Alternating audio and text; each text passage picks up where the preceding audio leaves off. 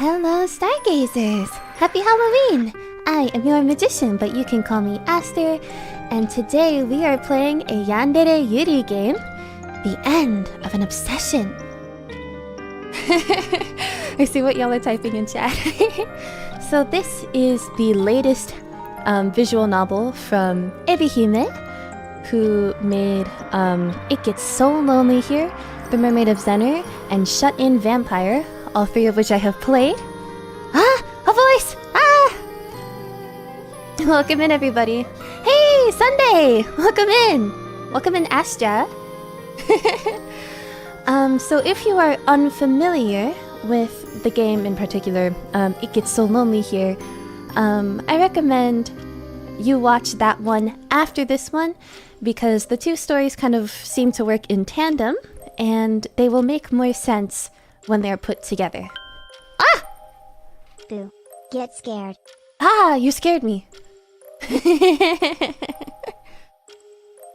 I see we have a bun fact.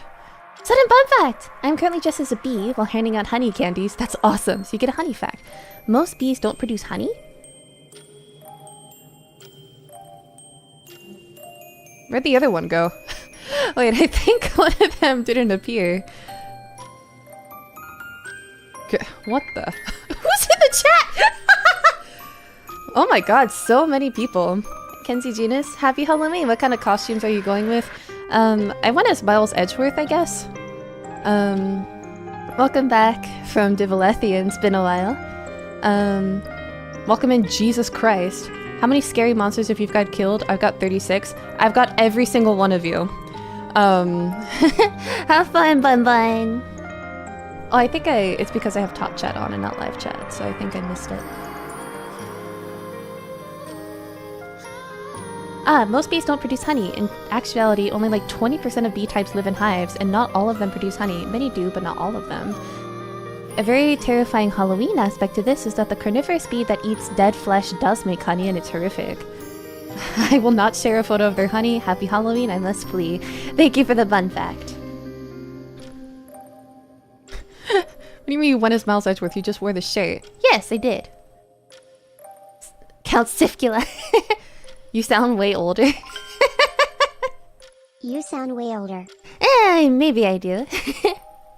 I'm not sure when the last time you heard me was, but I mean, depending on when it is, I totally might sound way older. I've been uploading stuff since like 2019, so... Anyway, so it has been 8 minutes. Let us begin with the yandere yuri. I also added this cute little border around it. Actually, like, I added it myself, so, let me know what y'all think. Like, I think it looks nice. It'll look better once we have the borders away. Anyway, let us begin. Old ass woman. Me at the sprightly age of 19. Alright, everybody. The ASMR begins. You feel groggy when you finally wake up. The back of your head is throbbing and your mouth feels dry, as though it's been stuffed full of wool. With bleary eyes, you glance about. What time is it? Where are you? And perhaps more importantly, who are you? Do I have to be an active member? Can I leave this on as background noise? You can leave it on as background noise. I read out everything, so no need to look at it the whole time. Oh my god, Jongmi. Also, I'm gonna make it bigger and see if that helps anything. Ah, no, it has this ugly border. There we go. That should help make it look better for y'all. Alright. Except it's not appearing properly on OBS now.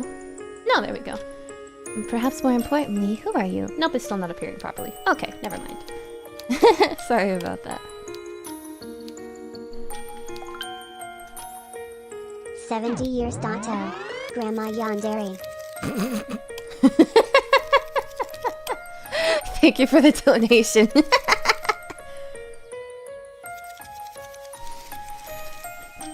You don't remember. Any attempts to probe the nooks and crannies of your memory are depressingly unsuccessful. Dwelling upon your identity too deeply hurts. It's a dull sort of pain rather than a sharp one, but it makes you wince nonetheless. Perhaps it's better not to attempt to remember too much then?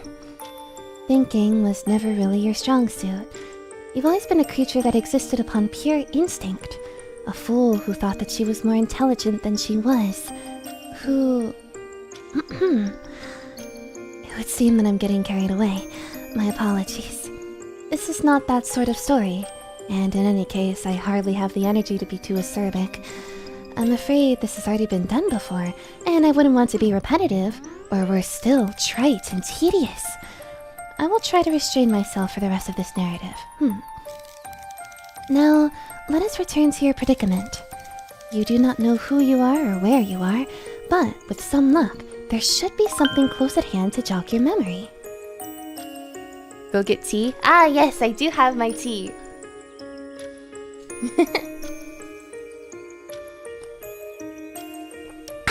Be thirsty and scared? Yes, sir. Welcome in Dragonheart. I never said it. It's bright, and you have to blink away spots of white which bloom behind your eyelids. Hissing like a scalded cat, you rub your eyes with the heel of your palm. Your surroundings melt and twist around you, rippling like the troubled surface of a lake. Then, all of a sudden, you hear a voice call to you, light and bright and full of girlish amusement. Ooh, I see you're finally awake. Who said that? Ah, so this is the girly all over the promotional images. God, this art style is so good. I'm in love with it. Looks great. Welcome in, Gallant. Welcome in, Jonathan. Ah, just there. You see her now.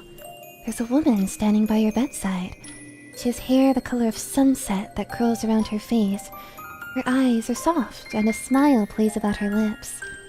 She looks sweet, like an angel, but you know only too well that looks can be deceiving. You're unsure whether you trust her. It's hard to trust anybody when your head aches so much and you do not know where you are, especially a woman such as this, who looks so very at ease. Does she not realize how anxious you feel? Or does she simply not care? You try to ask her what's going on, but you can only get half of the question out before you start to cough. Oh, you poor thing! The woman tuts, then hands you a mug of something warm. You've been through a lot, but don't worry, I'll look after you. Now, here, drink this. You look down at the cup and its dun brown contents, askance. Astra Amber, thank you for following!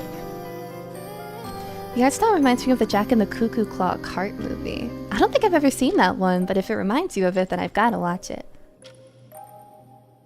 Is this really safe for human consumption? Yes, it's fine, silly. I've not poisoned it, if that's what you're worried about. In fact, it's the opposite. The opposite.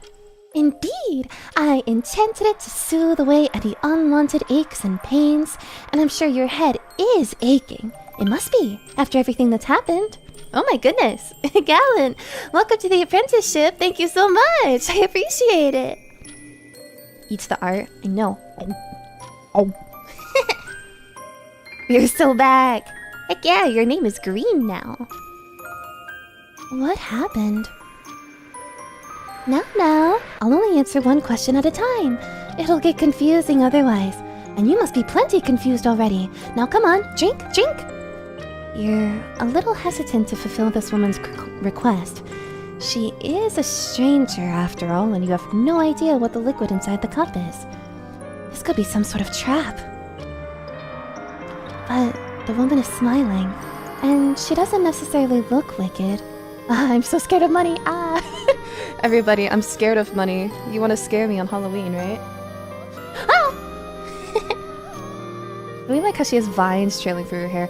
No, literally, it looks beautiful. She's got a whole rosy vibe about her. I like it. Perhaps you can trust her. Money is terrifying, I agree. You bring the cup to your lips, not knowing what else to do. The weight of her expectant stare is uncomfortably heavy, and begin to sip. The drink is warm, surprisingly so. It makes your lips tingle. As for the taste, well, it's not unpleasant. In fact, it's quite nice. Is that honey? You only intended to take a small sip of the curious drink, but before you know it, you've downed the whole thing. It tastes too good, and your head does feel a lot lighter now. You thank the woman hesitantly. You know not what else to say, and she beams. It's alright.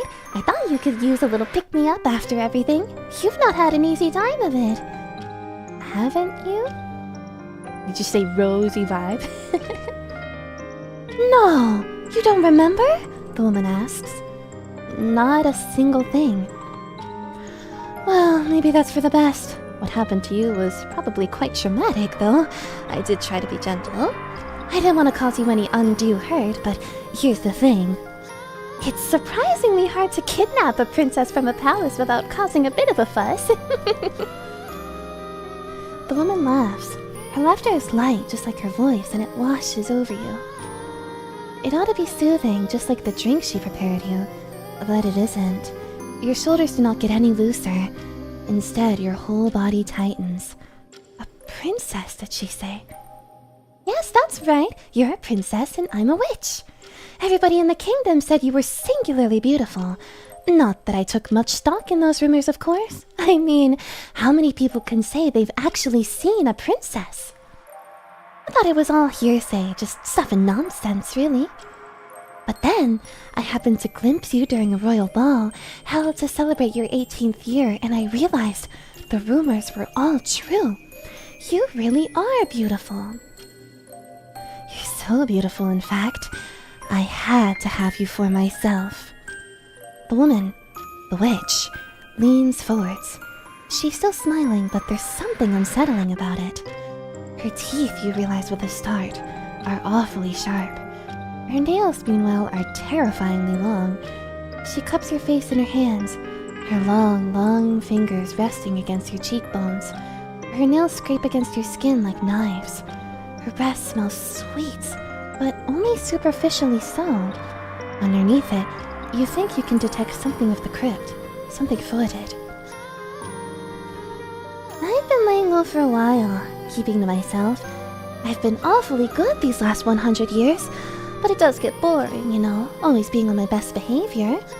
Voice acting? Yeah, we are. Welcome in, Smile. She's a cat! Wait, so she kidnapped the main character. Honestly, I'm thinking, right? So this is a callback to It Gets So Lonely here. If anything, accounting for the change in art style, this character looks a lot like the protagonist of Lonely. And she did say princess, which makes me think that it's possible that the princess in question is the princess that we met in that visual novel. You know, the blondie who, So, I'm thinking it's possible that this might be an AU of Lonely, because, it's not the first time that Evie would do something like that. I'm a witch, so I'm supposed to cause the odd commotion here and there. It's all part of the profession. Witches exist to curse people and to cause problems. Lightly, the witch giggles, her sickly sweet breath skimming your face. And princesses exist to be kidnapped, especially pretty ones like you. That's the way it is. That's the way it's always been. I'm just fulfilling my role in this little story, so please don't get mad at me. We can't help our innate natures. The witch leans in further still, her long, fair eyelashes trembling.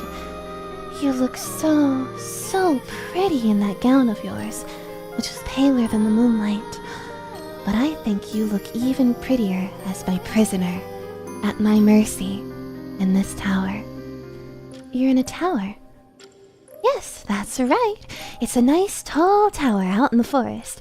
Nobody knows where it is except myself, and it's protected by all sorts of enchantments. It's not possible for anybody to get in or out. Anybody except me, of course. The king and the queen can send out as many search parties as they want. It won't make a blind bit of difference. You'll not be escaping here in a hurry. You're all mine, to do with as I please. And I'm not going to let you go. The witch's eyes flash like lightning. For a few moments she looks unsettling, unnervingly human. Something Rapunzel, I think. Yeah, a couple people have said Rapunzel. I wouldn't be surprised if it was Rapunzel, though, because I think we have a character in Lonely who was inspired by The Little Mermaid. You want to push her away, but you can't. Your body no longer wants to obey you. Was it the beverage she gave you earlier? The one which tasted of honey? You do not know.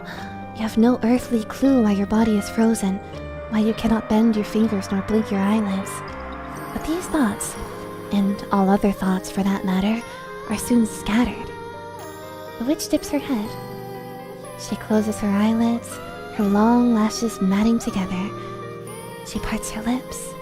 Then she presses her mouth, which tastes of sugar and soil and something sinister, something which you cannot describe, against yours. You, of course, are powerless to resist. How could you ever hope to push her away? You're only a princess. She, meanwhile, is a witch. It is her job to dominate you. Is that not how stories such as this always go? Woo! Woo! Woo! Oh, the sky is gorgeous. Alright, so... Girl, back up. Dominate? She's getting familiar fast. Wouldn't be the first time.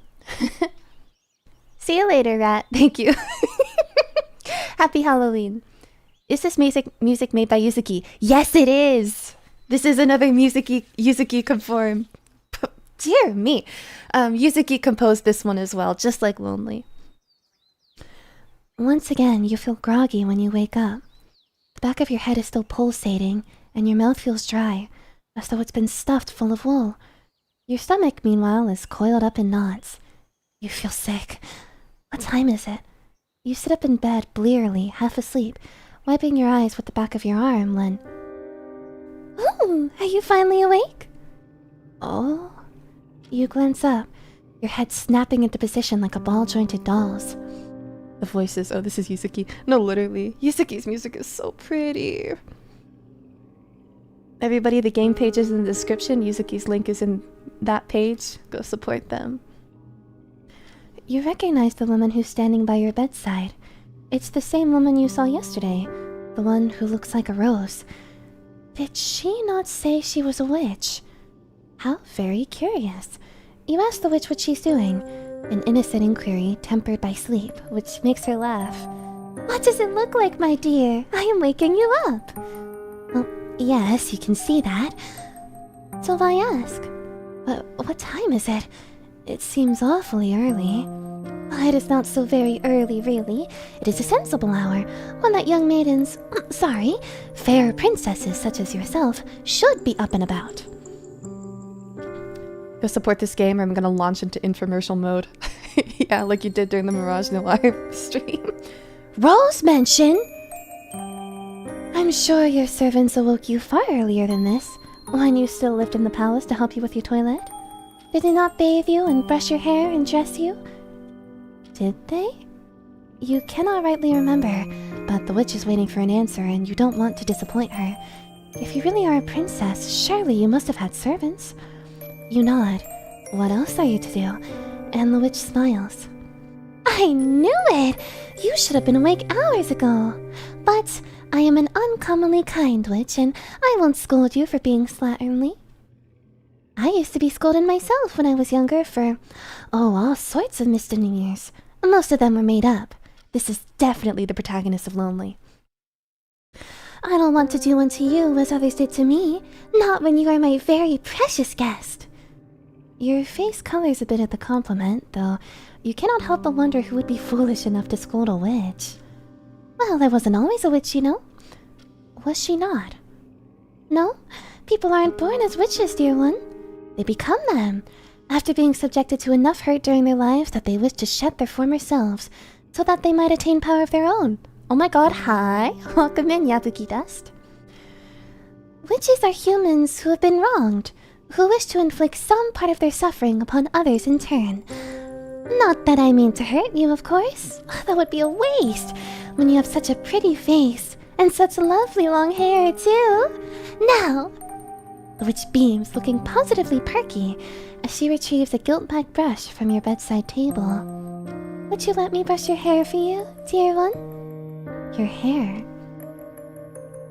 Plot twist, we aren't even a princess and she's not even a witch, just a sick, twisted mind game she, the witch, wants to play to fulfill her sick fantasies. I would not be surprised. Because assuming that I'm correct and this is the protagonist of Lonely, she is messed up, like she's crazy! Oh, this is the main theme of Lonely too, the leitmotif. Yes, your hair. It's awfully tangled, and you have rather a lot of it to look after. You must have been tossing and turning in your sleep because you've knotted it. I doubt you know how to brush your own hair, what with your fancy upbringing, so... May I? You eye the witch hesitantly, some of your former unease returning to you. Why, you ask the witch, does she care about your appearance so much? What does it matter when you're trapped in this tower? It matters because you're a princess, dear one. A princess is still a princess, whether she's in a palace surrounded by her courtiers, or trapped in a tower with a wicked witch. In fact, one might argue that a princess is even more of a princess when she's being held hostage by a witch. And how does that work? It's how all of these stories work. Princesses and witches are just two sides of the same coin. The good and the bad, the maiden and the hag. Not that I think I look particularly hag-like. As far as witches go, I think I'm a bit of an anomaly. But you're an anomaly too when it comes to princesses. Your hair is a rat's nest. I need to make you look presentable. For whose sake? For the sake of a satisfying story. You don't understand what she means by story. This is real life, is it not? Well, I wonder. What is real and what is not is often up to the beholder. You wouldn't wish to look disheveled should a handsome prince chance by your tower, would you? Ugh, that would make an awful first impression. Is it likely that a prince would stop by here? Not in the slightest, but hope does spring eternal. If daydreaming about being rescued keeps you going, then who am I to rob you of that opportunity? Goodness, that is so generous of her. I know! I'm a veritable saintess. Now come here. Your hair isn't going to brush itself. You can see that the witch is very insistent about this, though why you cannot fathom, so you give in. It isn't as though you have many other options, being locked away in this tower as you are. Excellent! Now, just leave everything to me. I have experience, you know, when it comes to making princesses look pretty. Oh, really? Is she in the habit of kidnapping princesses? Wouldn't you like to know? The witch giggles as she settles herself down upon your bed. then reaches for your hair. Your body tenses at this initial contact, as if fretful she might strike you, might slice you. But the witch, despite her title, does neither of those things. Hi, Raven! Happy Halloween! Instead, she begins to work, as obedient as any drudge, running the comb through your locks over and over and over again until they start to crackle. Another day passes, oh my! On the third morning, you are ready and waiting for your visitor when she arrives, though perhaps appears would be a better word, inside your tower. You've come to expect the witch's presence, so you're not surprised when she takes a seat at the side of your bed. You regard her uneasily, still attired in your nightgown, your hair rumpled after yet another night spent tossing and turning. You think that you had nightmares last night, though you cannot remember them, not clearly. Perhaps you were running in them. Is that why you woke, feeling so tense, your heart beating a staccato rhythm inside your breast? Yes, that sounds about right. You were running, you can recall, albeit faintly, through a forest. Oh! So, if we were running through a forest, then that means that we are the protagonist yet again, and this girl in front of us is not the protagonist of Lonely. I thought for sure that she was, though, because all the stuff that she says just made a lot of sense. If we were... Although, it could be a weird self-cess thing. But then, the witch holds up a wicker basket from which a truly mouth-watering smell emanates, and your half-recalled dream dissipates before your very eyes. The witch giggles, and, in a girlish manner, she says, "Hungry?" You nod instinctively without thinking about it. You cannot remember the last time you ate, and the witch beams. I thought so. Now here. The witch reaches into her wicker basket, then holds a flaky pastry out towards you. You want some? You stare at the pastry, your gaze affixed to it as if it were a holy grail, a sacred relic. All of a sudden you can think of nothing but food. You're ravenous, so much so it almost scares you. It's strange, though. You cannot recall feeling hungry at all, not until the witch presented this pastry to you. It's almost as if your body forgot what it meant to be hungry until now. You could have done without the hunger pangs, but now you have remembered what hunger is. You can feel it gnawing on your insides. See you later, Rose. Patatine, food! Is that... okay. Welcome in, Patatine. You're not dripping at the mouth, at least, but you might as well be. You could reach out and take the pastry from the witch's long, bony fingers, then stuff it into your mouth. You could tear your teeth into it, then swallow it in 2 bites. The thought is a tempting one, but it is not very princess-like.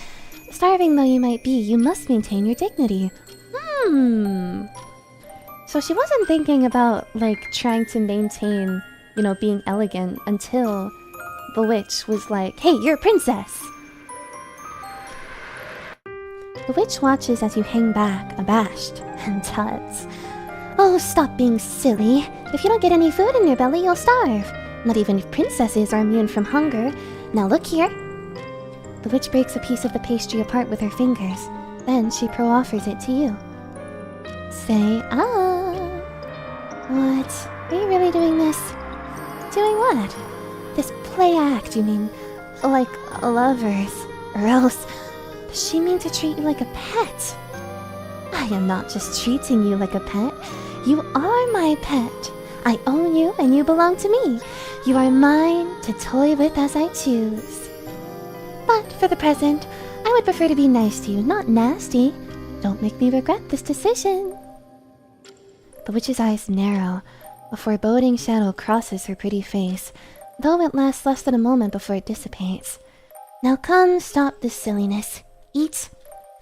You still feel uneasy, but the witch's voice is... She just said, what? You still feel uneasy, but the witch's voice is firm and hard beneath the layers of sweetness and light, and you know better than to argue with her. You do not want to incur her wrath. You lean in. Then, as obedient as an enchanted lover, you part your lips for your captor. Day 4. Master and pet relationship. I don't know, some people are into that. The music is really lovely, isn't it? Fight back! Nah. She's into this. Assuming it's the same protagonist, she is into this. She is a freak. You spend your 4th day in the tower sitting by the window, looking out over the forest which surrounds you. There really are a lot of trees, you think, distractedly, your legs dangling over the cool lip of the sill. They spread outwards like a green blanket, or else like an ocean wave, rippling and undulating in the breeze. Rose. You cannot look directly at the ground for too long. It makes your head spin. Just how high up are you? You ask this question to the witch, who's brewing a pot of tea over a small stove. She glances at you, a small smile playing about her lips, and says, "High enough, dear one." You ask her how high that is, and she chuckles. How many days does this game go through, and does it have multiple endings? I actually did not check, and I probably should, shouldn't I? Hold on. Let me double check that.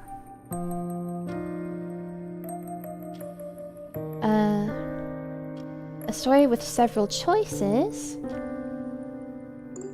It doesn't say anything about multiple endings, so I don't... I know, I think there's 2 endings. I could be wrong, though. We'll figure it out. Why does it matter? You won't be able to leave regardless. Not unless you can sprout wings and fly like a bird. Do you think yourself capable of such a feat? The witch's eyes bore into you. They're sharper than knives and they make you shudder. You glance away from her, back out of the window over the treetops. There's a moment of silence. Then, you ask the witch what she would do if you did try to jump from the window. What would happen then? Then you would soon discover that you are not a witch or a bird and you cannot fly. You would hit the ground and you would break all of your bones and that would be that. Then you would die. Most likely, which is why I would not advise it.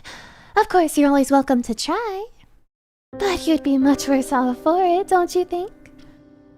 You suppose being crushed into a bloody, meaty pulp on the ground would be significantly worse than submitting to the indignity of speaking to the witch every once in a while? I knew you'd say that! You're a clever girl.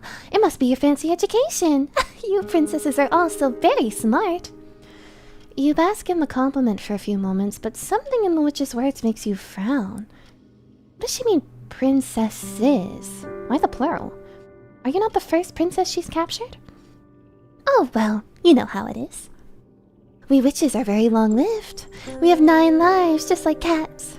Princesses, meanwhile, only have the 1. It would be awfully lonely if I had to pledge myself to one princess and one alone when I have endured for so many years. You understand that, don't you? Then, are you not the only princess she's kidnapped? Of course not. So long as princesses exist, witches like myself exist to lead them astray. But worry not. In this moment, you are the only princess that I care for, and I will take good care of you.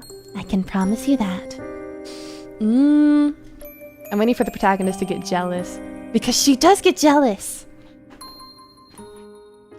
Oh, 2 days passed. Oh, dearie me! Where has the time gone? I want to look at the room again. There's chains up here. There's a door on the left side. God, her outfit is so good. I love it so much. Very rose core. Rose is in the flower. I mean, also Rose, the person, but you know. I thought I was the one and only! Yeah, literally. The witch addresses you thus during your 5th day spent in captivity, after she is tired with toying with your hair. She stayed at your side rather longer during this visit than she has those in the past, and now the sun is beginning to set. The witch observes you, her long-lashed eyes narrowed, and then says, "It's unfortunate, but I fear I cannot spend too much more time by your side. I need to be off. Even I have work to do." That's funny. You thought that, as a witch, it was her role to kidnap fair maidens. Is that not her primary line of work? Oh, I wish! It would be nice if there was any money to be made in kidnapping maidens. And who knows? Perhaps there is. Welcome in, Misty Yume. Yippee, I was waiting for this. Happy Halloween. Happy Halloween! If I put a ransom on you, I'm sure the king and queen would acquiesce to my requests. I could make quite a tidy profit from capturing princesses. But they say you should never mix work and pleasure. While it would be nice to make a profit from my passion, I wouldn't wish to tire of my favorite pastime. That would be a true tragedy. So she regards kidnapping young women as a pastime. Well, what else would it be? It's just a bit of fun. For her, maybe it is, but for you? Oh, I'm sure you'll get used to it soon enough. I've not been too unforgivably wicked to you, have I? You think briefly upon the kisses that the witch has... Kisses, plural. That the witch has plied you with during the last few days. Her mouth pressed firmly against your own. You can recall the taste of her saliva upon your tongue. It was oddly floral, wasn't it? Everything about the witch is oddly floral, though you think she might be compensating for something. When she kissed you, you thought you could taste the earth and the dirt, silty soil and writhing worms. A moment passes. You blink. Then, quietly, you say no. She hasn't been too wicked to you. She has, by all accounts, been treating you quite gently. Surprisingly so for a witch. Well, there you go then. You have enough food to eat and clothes to wear and books to read. What more could a girl want for? Oh, you don't know. Your freedom, maybe? Is she reading our mind, or are we saying what we're thinking out loud? So again, going back to Lonely, it looks like the narration is sometimes said out loud, but most of the time it's just what our protagonist is thinking. Freedom is overrated. How much of it did you have when you were a princess? That is a good question. You cannot remember. That's what I thought. The witch smiles smugly, then she leans in. She takes your face between her palms, cupping it, then says, "Now look, there are many, many people out there who seek the aid of witches such as myself. There are many sad, lonely little girls out there with no friends and family, and nobody who will listen to them. Granting their wishes is my job, although I fear I've been ignoring their plaintive cries in favor of spending time with you.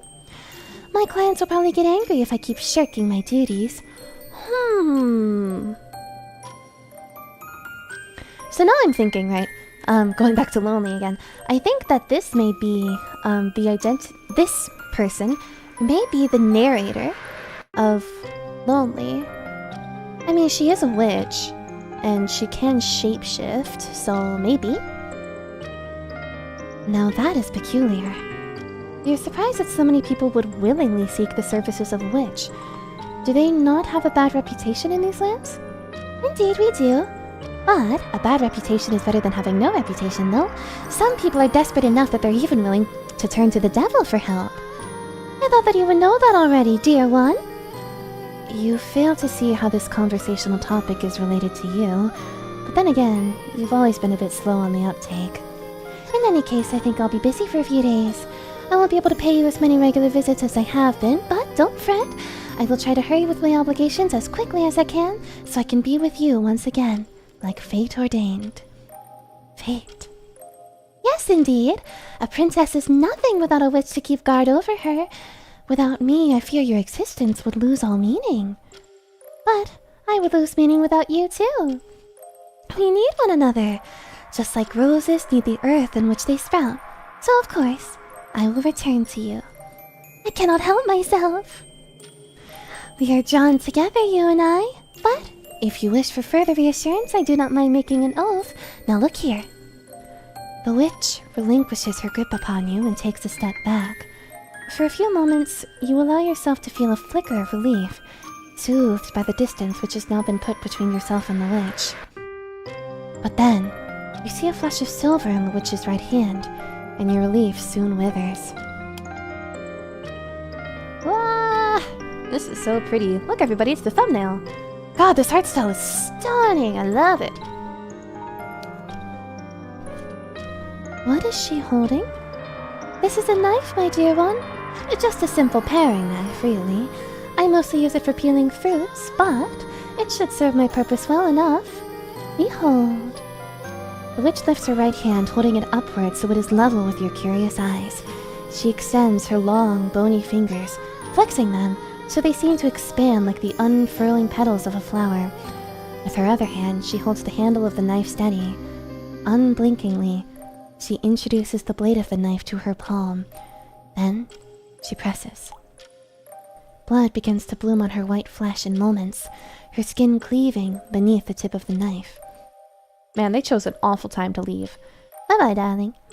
You watch, entranced, as gobbets of bright red blood splash against the silvery blade, sullying it. The witch cuts herself without any hesitation, without any emotion, as a gardener might snip through the stem of a flower with a pair of shears. Does she not feel any pain? It doesn't look like it. Her expression is quite impassive, unwavering even. You've wondered before, but you are quite certain now. She truly is not human. She has transcended such petty notions to become something otherworldly, something extraordinary. Now let me do the same to you. Does she mean to... But of course, a pact has no meaning if only one person is making it, just as promises have no purpose if only one person is willing to keep them. I'm already offering myself unto you, dear one. So you need to offer yourself up to me too. That way, we will always be bound together, not through words which are flimsy, but through something much more immutable. Both paupers and princesses are capable of telling lies, but blood is always honest. The witch speaks in a curious sing-song which does not match how cold and inhuman her eyes are. She brings down her knife, smeared copper brown with her own coagulating blood, against your palm. She presses the blade into your skin, which is soft and unyielding, unmarked by any calluses. Yours are hands which have never known hard work. Yours are hands which have never known any hurt. There, just stay still, alright? That's a good girl. You're doing so well. But that was before you met the witch.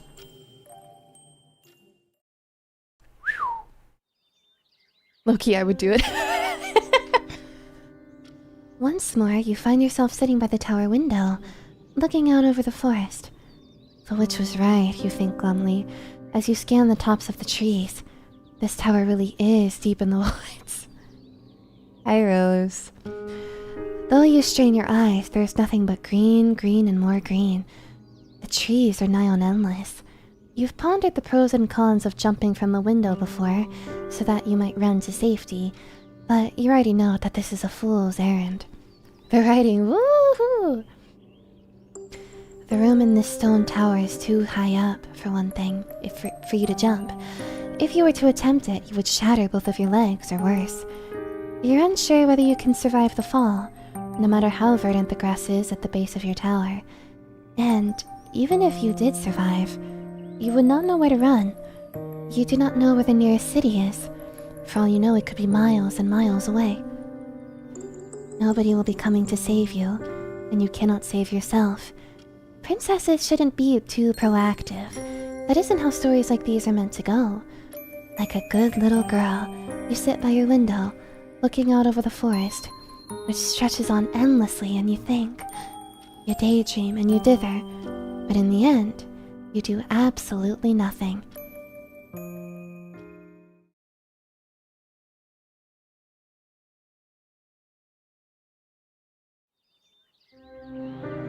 Once again, the witch doesn't come to see you. It's been 2 days since you last saw her. Only 2 days, but the time has begun to drag.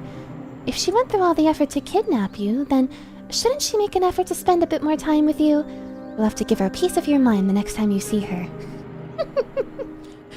It really isn't proper, leaving a lady such as yourself alone for so long. But has it really been that long? It's only been 2 days. Welcome in, Bandy. That is not so very much. Why then do you feel so uneasy? You have a vague feeling that in your past life, a life you can't remember, you did more than sitting about or lying about waiting. But what else do princesses do other than wait? They wait in their palaces for balls, and then they wait at these balls to be asked to dance, and then they wait for handsome princess to propose and whisk them away to other, bigger castles.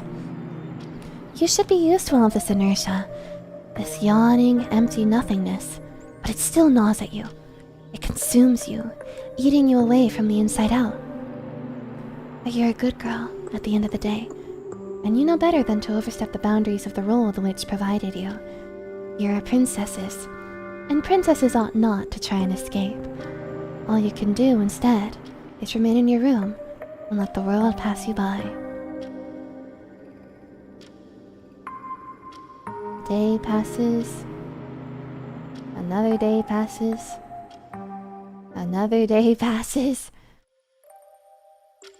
Damn, we waited 5 days. Dear one! Oh, it really is so good to see you again. I miss you. That is what the witch says when she appears in your tower one sunny morning. Thank you for the hydrate. I should drink some tea, shouldn't I? Let me introduce you to Stockholm Syndrome, but also our protagonist is totally into this.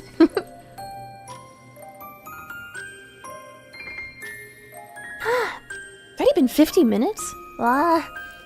This game just, it flows so well. It's so beautiful.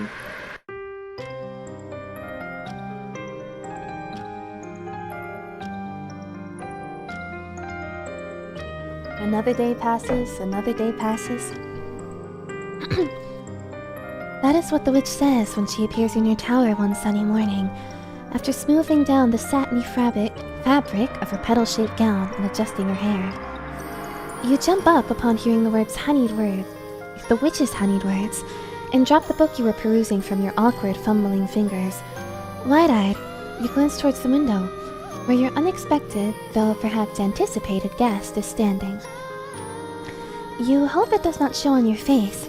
You do not want to be too woefully obvious, but part of you is relieved to see the witch again. You still do not care for her, of course. She is your captor, but her company is better than no company. Though you've always had a fondness for reading, books can only alleviate so much of your loneliness. It's always better to have somebody else to speak to, even if that somebody else is a witch. How have you been getting along, dear one? The witch asks you, her voice positively skipping as she approaches you. I hope you've not been too bored without me? Your cheeks prickle as you dip your head. Quietly, you mumble something in response, that it has not been too bad, really. You've been reading, and books are amusing diversions, yes, I know that full well. I used to read a lot myself when I was younger and more awkward than I am now. In my youth, all of my friends could be found inside of books. Maybe this is self-obsessed. I'm glad that we have so much in common. You'll have to tell me about all of the stories you've been reading later, but for now... The witch looks you up and down. She takes in your disheveled state. You have not been awake long, though the sun is high in the sky, and tuts. Your hair is full of more knots and tangles than a bramble bush, and the collar of your off-white nightgown is slipping down one of your shoulders. You must make quite the sight, a supposition that the witch affirms with a click of her tongue. Oh dear, dear, you've not been looking after yourself at all. I know being shut up in this tower must be tedious, but you are still a princess. You can't afford to be so careless with your appearance. You really would be helpless without me. The witch retrieves the brush from your bedside table, then approaches you. Let's get you looking pretty, shall we? The mattress depresses beneath the witch's thighs, and you sigh.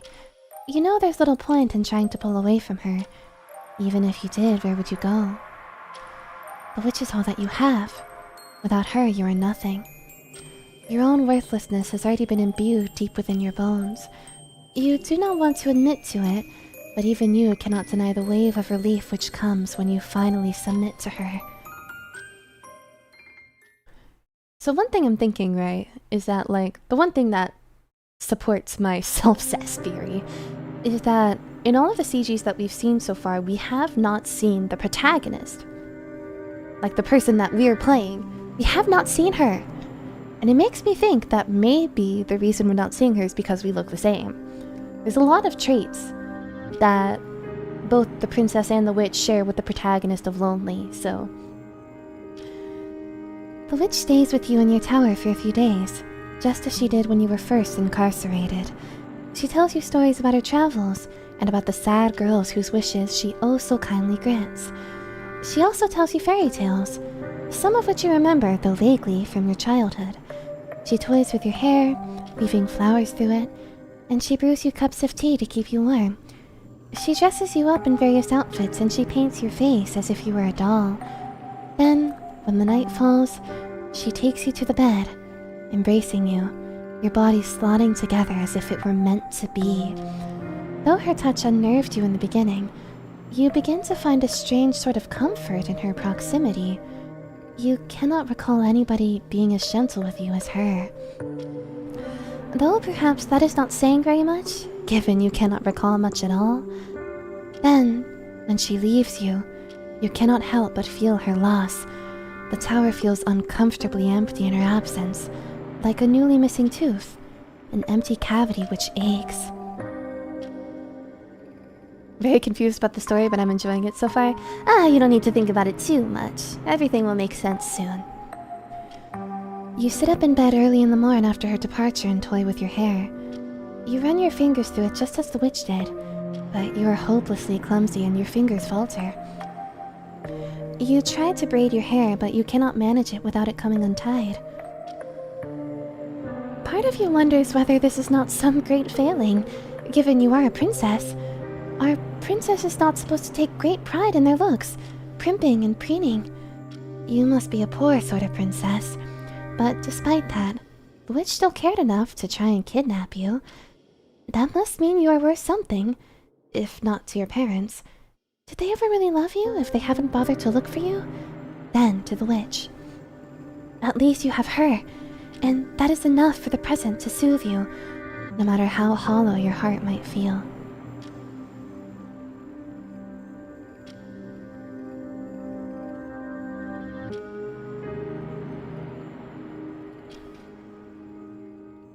Oh my goodness.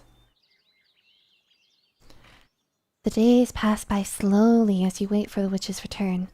Not you try to tell yourself that you really care about her.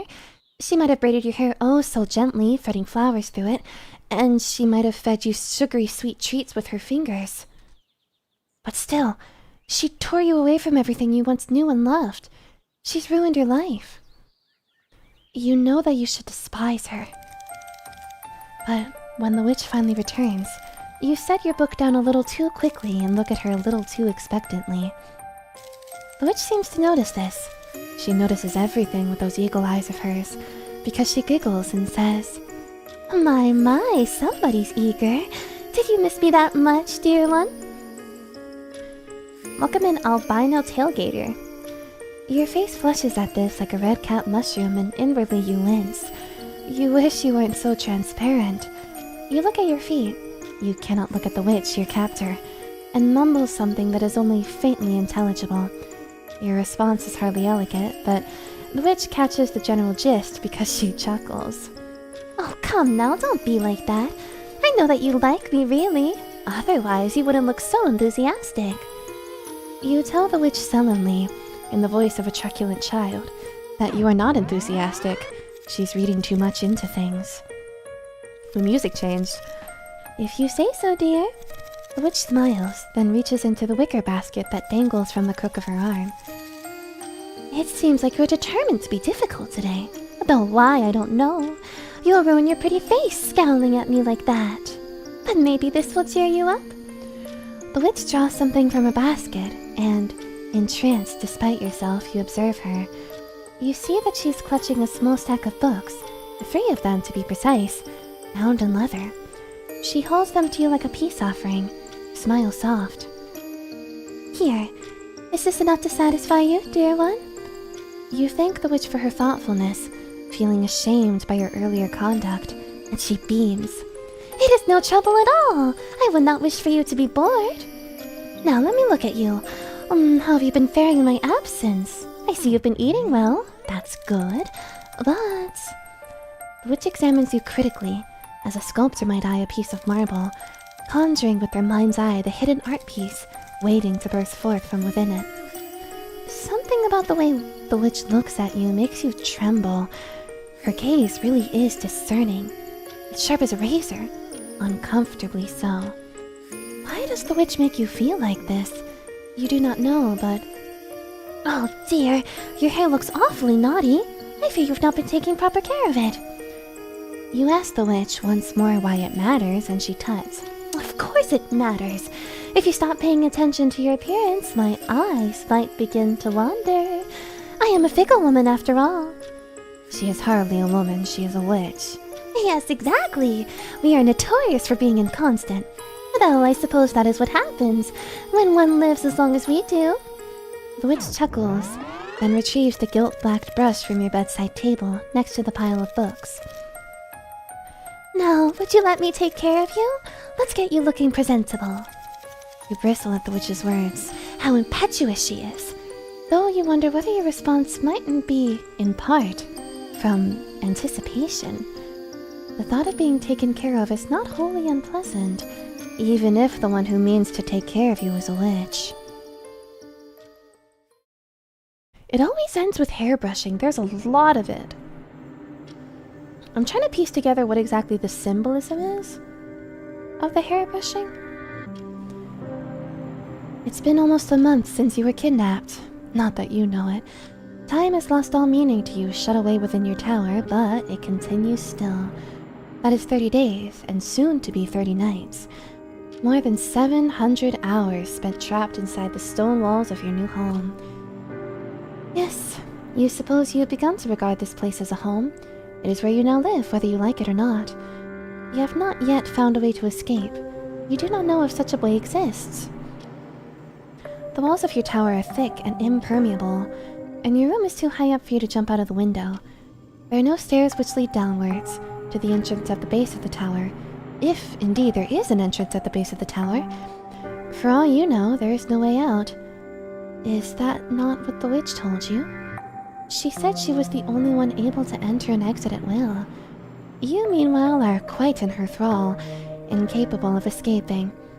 You've been in there for such a long time, you're beginning to wonder whether you even want to escape. Where would you go if you were able to leave? What would you do? You do not know. So, you continue to stay there. There's nothing else for you to do.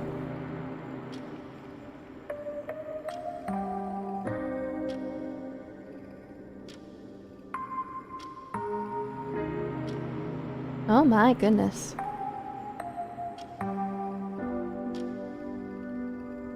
Oh my goodness, lots and lots of time is passing. Do you ever feel like screaming, dear one? The witch asks you this question one day when she's sitting with you upon the bed. Once more, she's toying with your hair, her fingers snicking through it like the teeth of a comb. Her fingers are long and cold, as are her nails. They scrape against your neck, oddly inhuman, and you tremble, though you try to suppress it.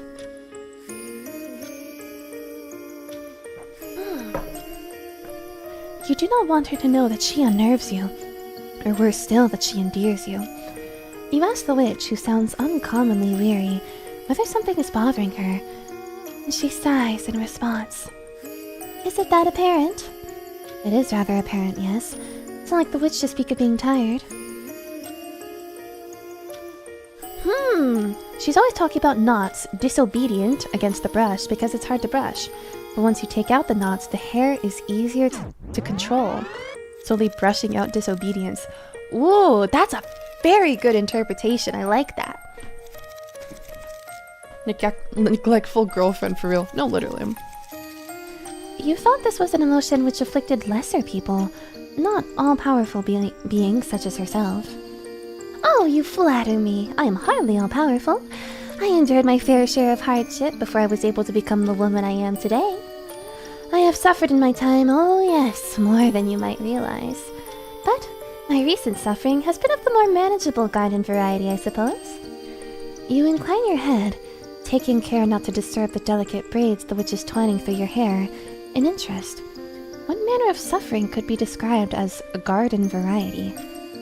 It is silly, really, but... The witch clears her throat and says, I told you that I grant wishes, yes? You think she mentioned it, yes? Well, there's the thing. Putting yourself in a servile position to others only ever results in headaches. So many girls demand so very much of me, it fast becomes tiring. And they can be so ungrateful, too. I've been doing my best to live up to everybody's expectations, but it wears upon me. I'd rather become to sicken of other people. They can go and rot for all I care. But you are different. I know no matter how much hardship I have to endure, you will not leave me. You will not abandon me. I won't let you.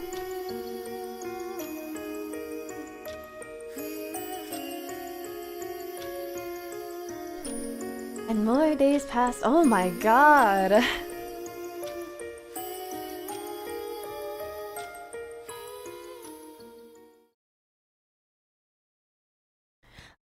My. You really have become obedient, dear one.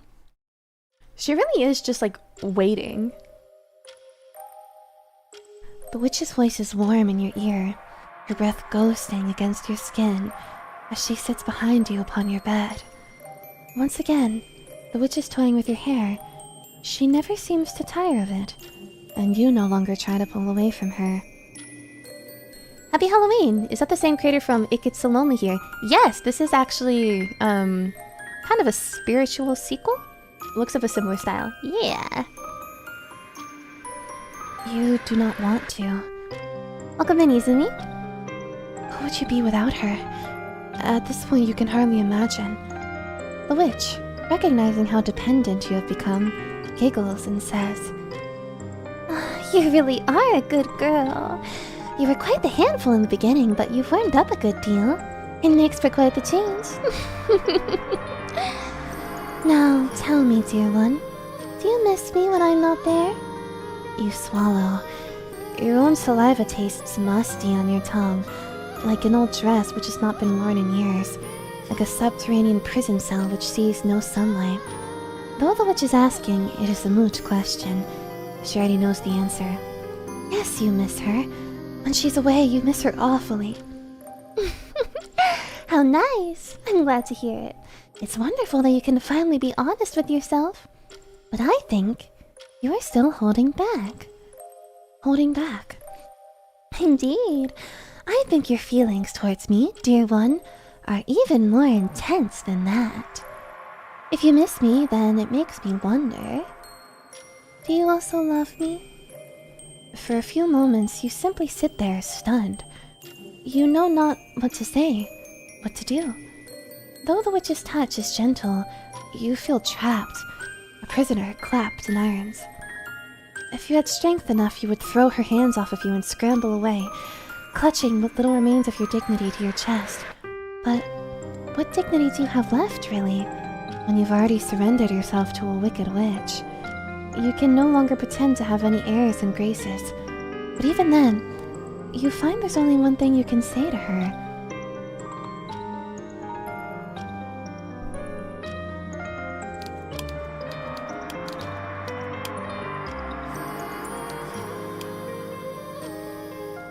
I don't love you. Oh. The witch frowns, her arms crossed.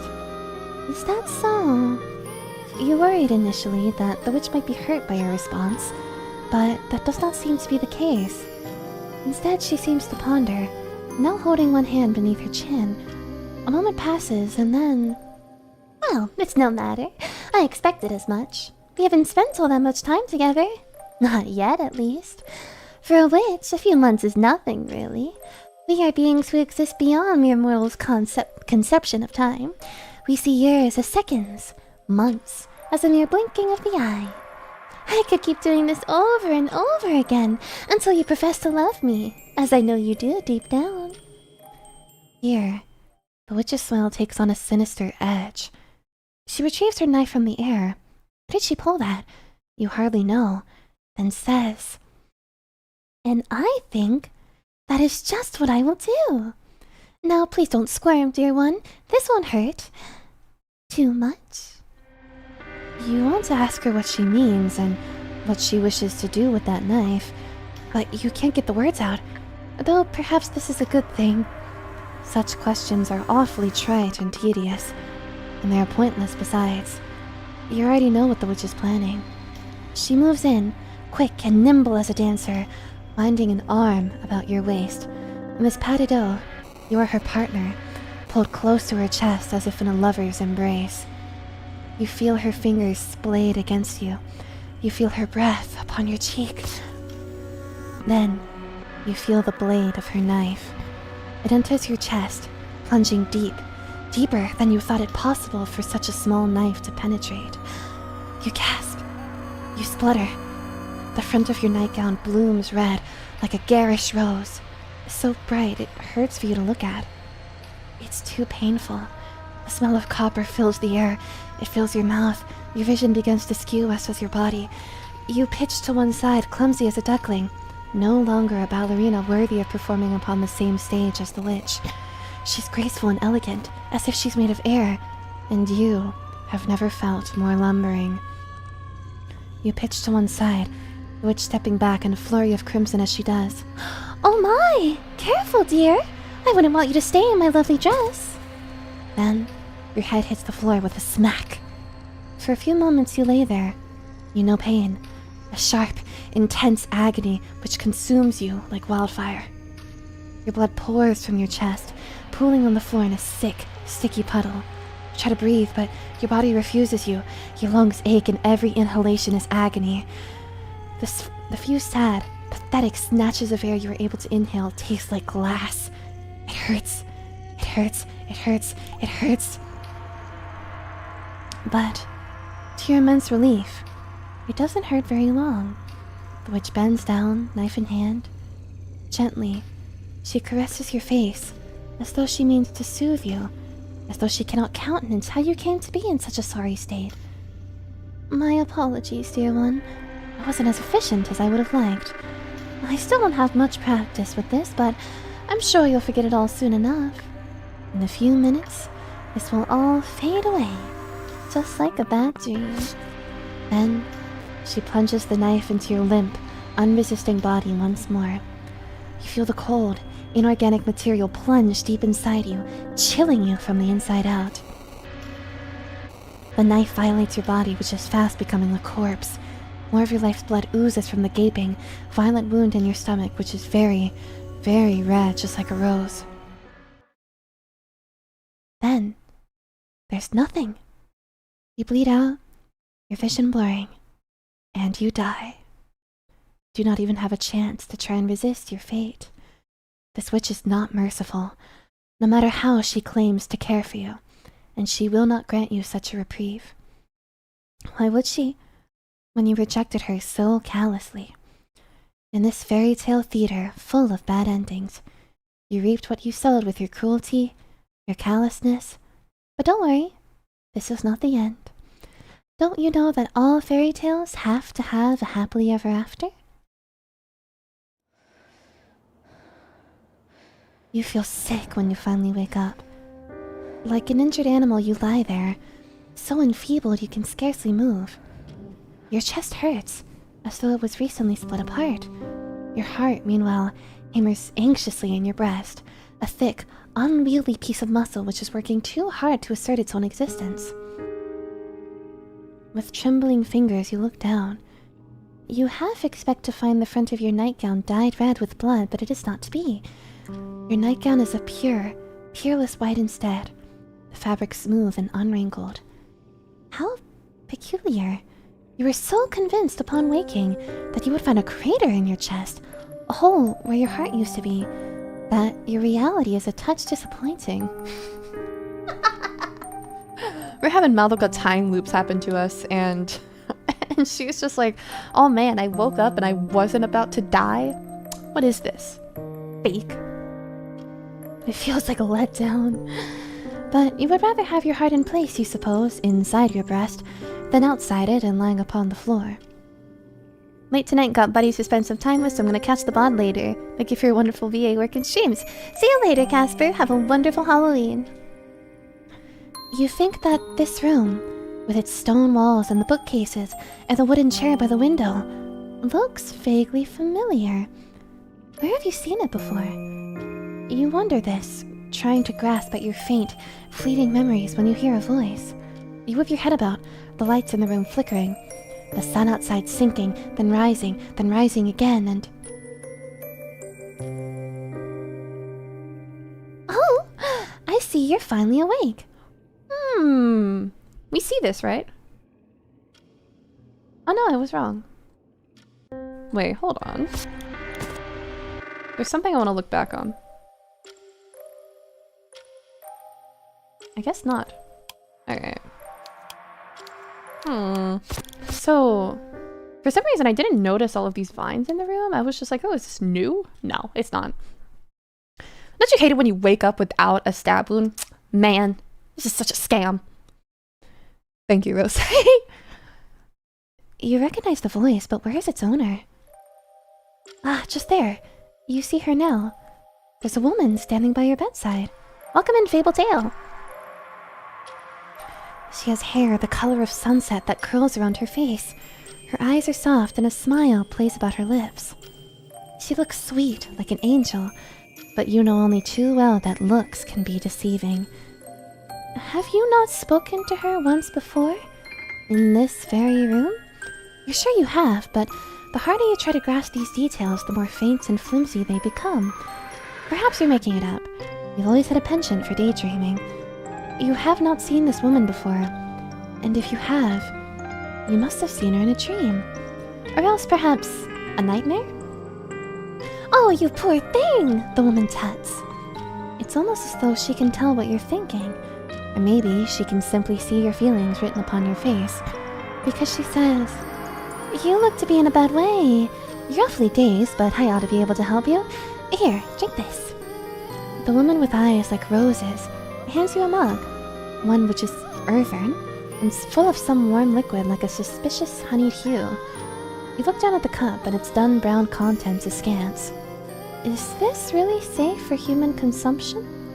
Yes, it's fine, silly. I've not poisoned it, if that's what you're worried about. In fact, it's the opposite. Oh gosh, I got an ad for untangling knots in hair. What is this game? We got kidnapped by a cute girl. The opposite. Indeed! I enchanted it to soothe any unwanted aches and pains, and I'm sure your head is aching. It must be, after everything that's happened. What happened? Now, I'll only answer one question at a time. It'll get confusing otherwise, and you must be plenty confused already. Now come on, drink! You're a little hesitant to fulfill this woman's request. She is a stranger after all, and you have no idea what the liquid inside the cup is. This could be some sort of trap. But the woman is smiling, and she doesn't necessarily look wicked. Perhaps you can trust her. You bring the cup to your lips, not knowing what else to do. The weight of her expectant stare is uncomfortably heavy, and begin to sip. The drink is warm, surprisingly so. It makes your lips tingle. As for the taste, well, it's not unpleasant. In fact, it's quite nice. Is that honey? You only intended to take a small sip of the curious drink, but before you know it, you've downed the whole mug. It tastes too good, and your head does feel a lot lighter now. You thank the woman hesitantly. You know not what else to say, and she beams. It's all right. I thought you could use a little pick-me-up after everything. You've not had an easy time of it. Haven't you? No! You don't remember? The woman asks. Not a single thing. Well, maybe that's for the best. What happened to you was probably quite traumatic, although I did try to be gentle. I didn't want to cause you any undue hurt, but here's the thing. It's surprisingly hard to kidnap a princess from a palace without causing a bit of fuss. Oh my god. Yeah, if you drop a follow, it'll scare me.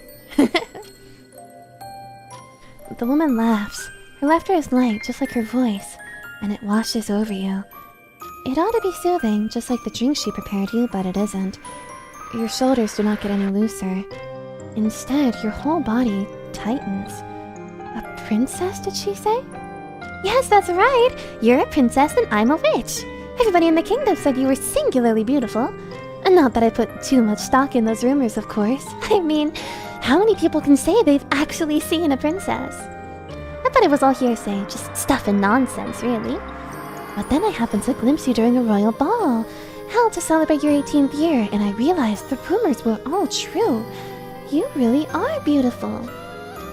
You're so beautiful, in fact. I had to have you for myself. The woman, witch, leans forwards. She's still smiling, but there's something unsettling about it. Her teeth, you realize with a start, are awfully sharp. Her nails, meanwhile, are terrifyingly long. She cups your face in her hands, her long, long fingers resting against your cheekbones. Her nails scrape against your skin like knives. Her breath smells sweet, but only superficially so.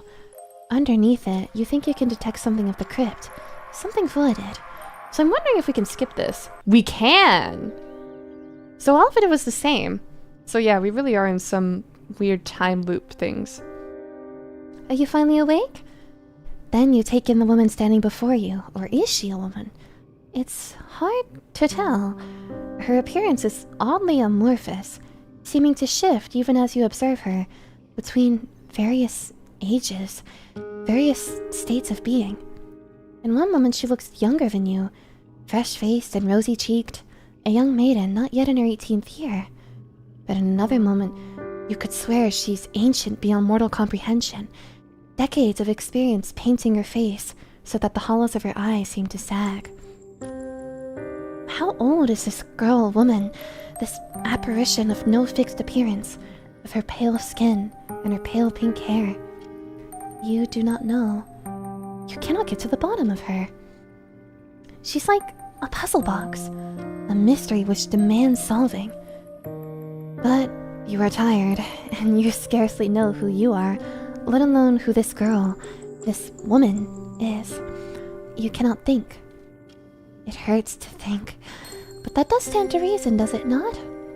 The woman, did she not introduce herself yesterday, as a witch?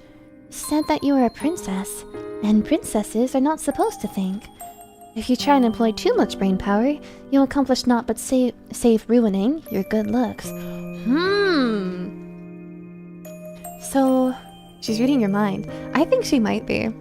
So, of course, this is also, lending to the fact that I think this might be like self-cessed.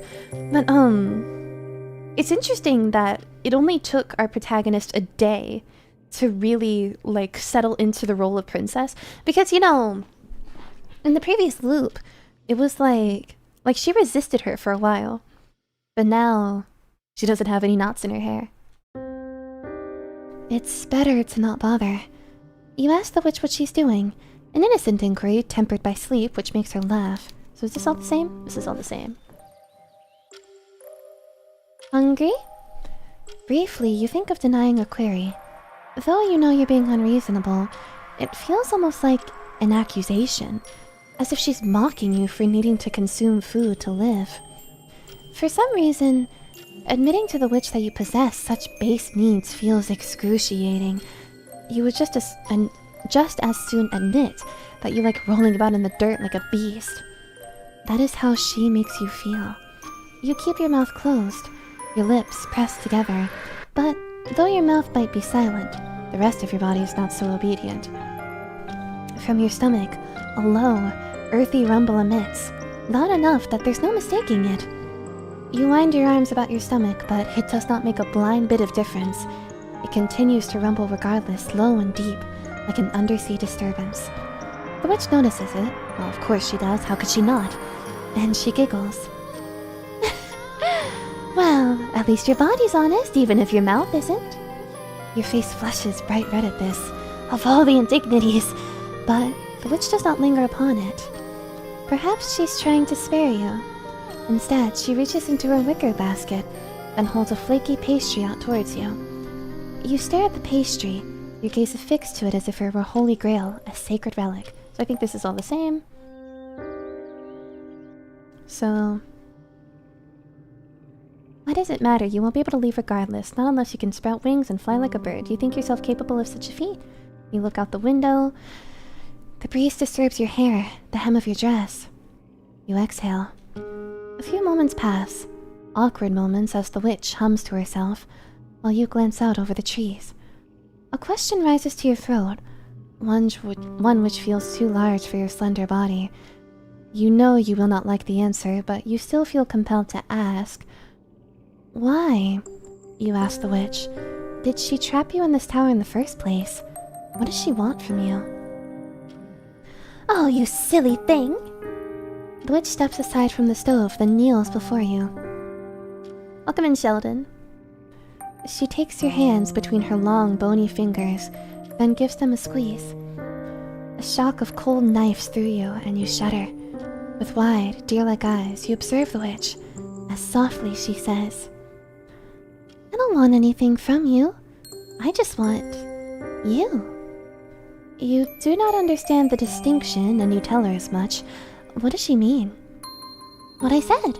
You don't need to do anything, dear one, or say anything. You don't need to be anything, other than yourself, of course. I didn't bring you here because I desire you to act in a certain way. I just wish to enjoy your company. Okay, whatever you say. There's something a little flattering, you suppose, about that. Your heart flutters, color rising to your cheeks. But it still does not answer your question. If she wanted only to enjoy your company, why did she have to keep you a prisoner? Could she not enjoy your company in another manner? One that's less inconvenient? Naturally, that is what I wished, but it isn't so easy, you know. It isn't? No, dear one. You're a princess, I see, and I am a witch. We could not have been together if you had remained in the palace. You would have been wed to a boorish, loutish prince who wouldn't appreciate you, and I would be distraught. Distraught? Does she truly care for you that much? I care for you a lot, dear one. The witch speaks softly, her voice disarmingly gentle. She cups your cheek, her fingers sliding into your hair. Her digits are still disturbingly bony, but you find you don't mind it as much as you thought you would. It no longer bothers you. There's something almost soothing about her touch. That is why I had to kidnap you. If I want to put it selflessly, I suppose I could say I meant to rescue you from your tedious fate of being wed to some strange man and whisked away to a foreign land, taken far away from me. But I'm a witch, so I'm selfish, and that's not really why I brought you here. I brought you here because I wanted to be with you. I couldn't bear to see another speak to you or touch you. I wanted to keep you all to myself. Which is why you can't leave. I knew from the moment I laid eyes on you that I wished you to be mine. And so, I took you. That's all there is to it. And if, you ask, your voice shaky, you were to jump out of the window, what then? Then, you would soon discover that you are not a witch or a bird, and you cannot fly. You would hit the ground, and you would break all of your bones, and that would be that. Then you would die. Most likely, which is why I would not advise it. Of course, you're always welcome to try. So this is the same...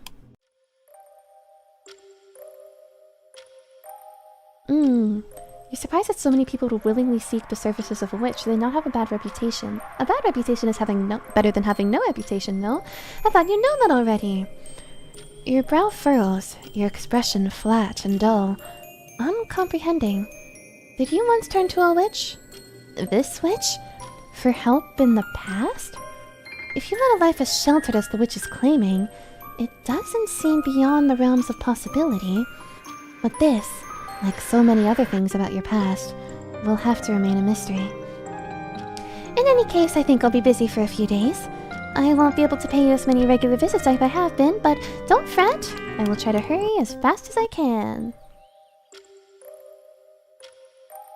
Alright, so... So she comes back. Though you've always had a fondness for reading, books can only alleviate so much of your loneliness. Yes, you think that's the right word for it. Your tower is lonely. You've been trying not to admit it, not even to yourself, because that feels like a confession of weakness, but the quiet's been gnawing on you. Though the witch is no ally of yours, it is quite the opposite in fact. It's nice to have another human to interact with. Not you suppose that she is a human, not in the traditional sense of the word. She's still a witch. You cannot trust her, and yet... How have you been getting along, dear one? The witch asks you, her voice positively skipping as she approaches you. I hope you've not been too bored without me. Alright, so... When night falls, she takes you to bed, embracing you, your body slotting together as if it were meant to be. Her touch unnerved you in the beginning, but you've begin to find a strange sort of comfort. Who else do you have, after all, to spend time with? Who else will look at you like the witch does, with enchanted eyes, as if everything you say, and not that she gives you ample opportunities to speak, is utterly enrapturing? You've never met anybody like her before. At least, you do not think you have. Your past is hazy, your memories vague and cloudy, like the surface of an old mirror, and you cannot remember. Still, you think that the witch must be special. She makes you feel special, and that is reason enough to hold her in high esteem. Then, when she leaves you, you cannot help but feel her loss. The tower feels uncomfortably empty in her absence, like a newly missing tooth, an empty cavity which aches. You sit up in bed early in the morning after her departure and toy with your hair. This is the same. If you miss me, then it also makes me wonder, do you also love me? You stare at the witch with wide, anxious eyes just like a deer's. This question has stirred something within your chest. Half-remembered dreams, perhaps, or passing fancies. Or maybe even memories. You can recall somebody asking you this question a long, long time ago, but you don't remember who it was. You don't remember how you responded to their query. You do remember the pain, however, short and sharp. Then there was nothing. Well, the witch asks, her rose-colored eyes affixed upon you. What do you have to say? You do not know. You stand there, shaking, your hands clasped at your heart, as if to defend it from a vicious predator. A clever-eyed crow, perhaps, who likes to make meals out of knock-kneed princesses. What should you say?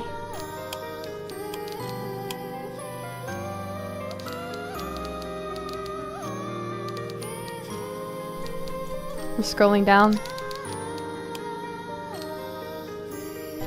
Though you know the witch's question is a loaded one, you know full well what she wants. You cannot bring yourself to give it. You cannot tell the witch that you love her, even though your body is screaming at you to do so, your every nerve ending on fire.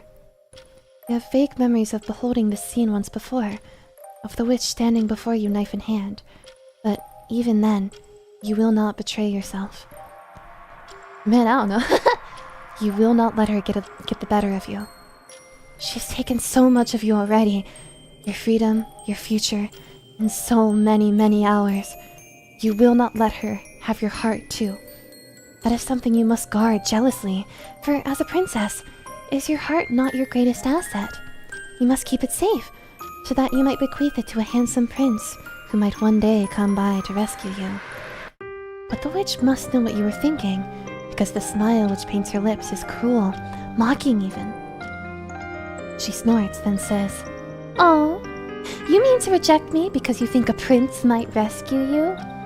It is a pretty notion, my dear, but there is no prince to rescue you now. There is just you and me. You can accept my love or not, but if you don't, you will suffer the consequences. Haven't you learned your lesson already, you silly thing? You really are stubborn." There's a flash of light. The witch retrieves, seemingly from thin air, a knife. One with a short blade, but it is sharp enough. You know from past experience how very devastating that blade can be. You're sure now, as you back away from your captor, that this scene has played out once before, exactly as it is now. You're sure that the witch has descended upon you, knife in hand, but your feet refuse to move. They root you to the spot, as if you're an old oak tree, incapable of breaking away. This is simply your role to play in this story. Fair, pretty princesses always meet tragic ends like this when there are no princes about to rescue them. You played with fire, you poor little fool, and now you have become hopelessly burned. The witch plunges the knife into your breast for a second time, while you stand there, unresisting. This time she makes quicker work of you, and she pierces your heart in a single blow. Your body slumps to the ground, senseless, just like a doll's, and once again, the cycle repeats itself.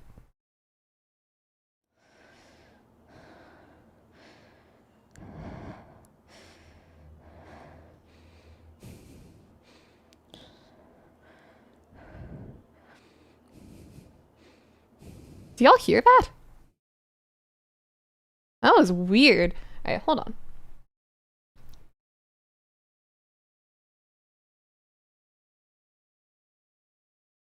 Alright. There's a true ending, I just know it since there's a missing CG. Is it? It's a fucking time loop? Oh yes. Perfect Blue. I haven't seen Perfect Blue. You feel pain when you finally wake up. Your whole body burns as though cast into flames. And the first thing you do upon waking is scream.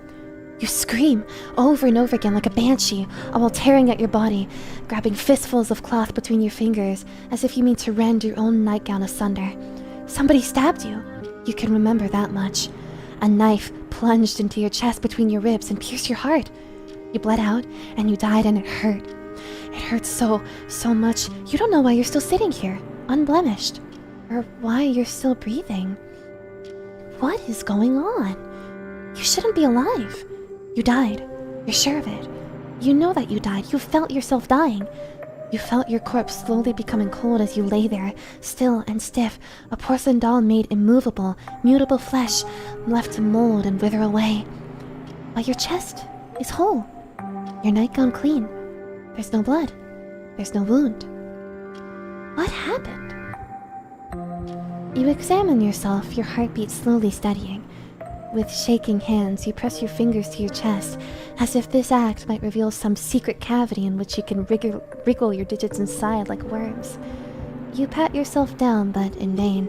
There's nothing wrong with you at all, and now you're starting to feel rather silly. You flush, embarrassed at your unseemly conduct, when all of a sudden you hear a footstep.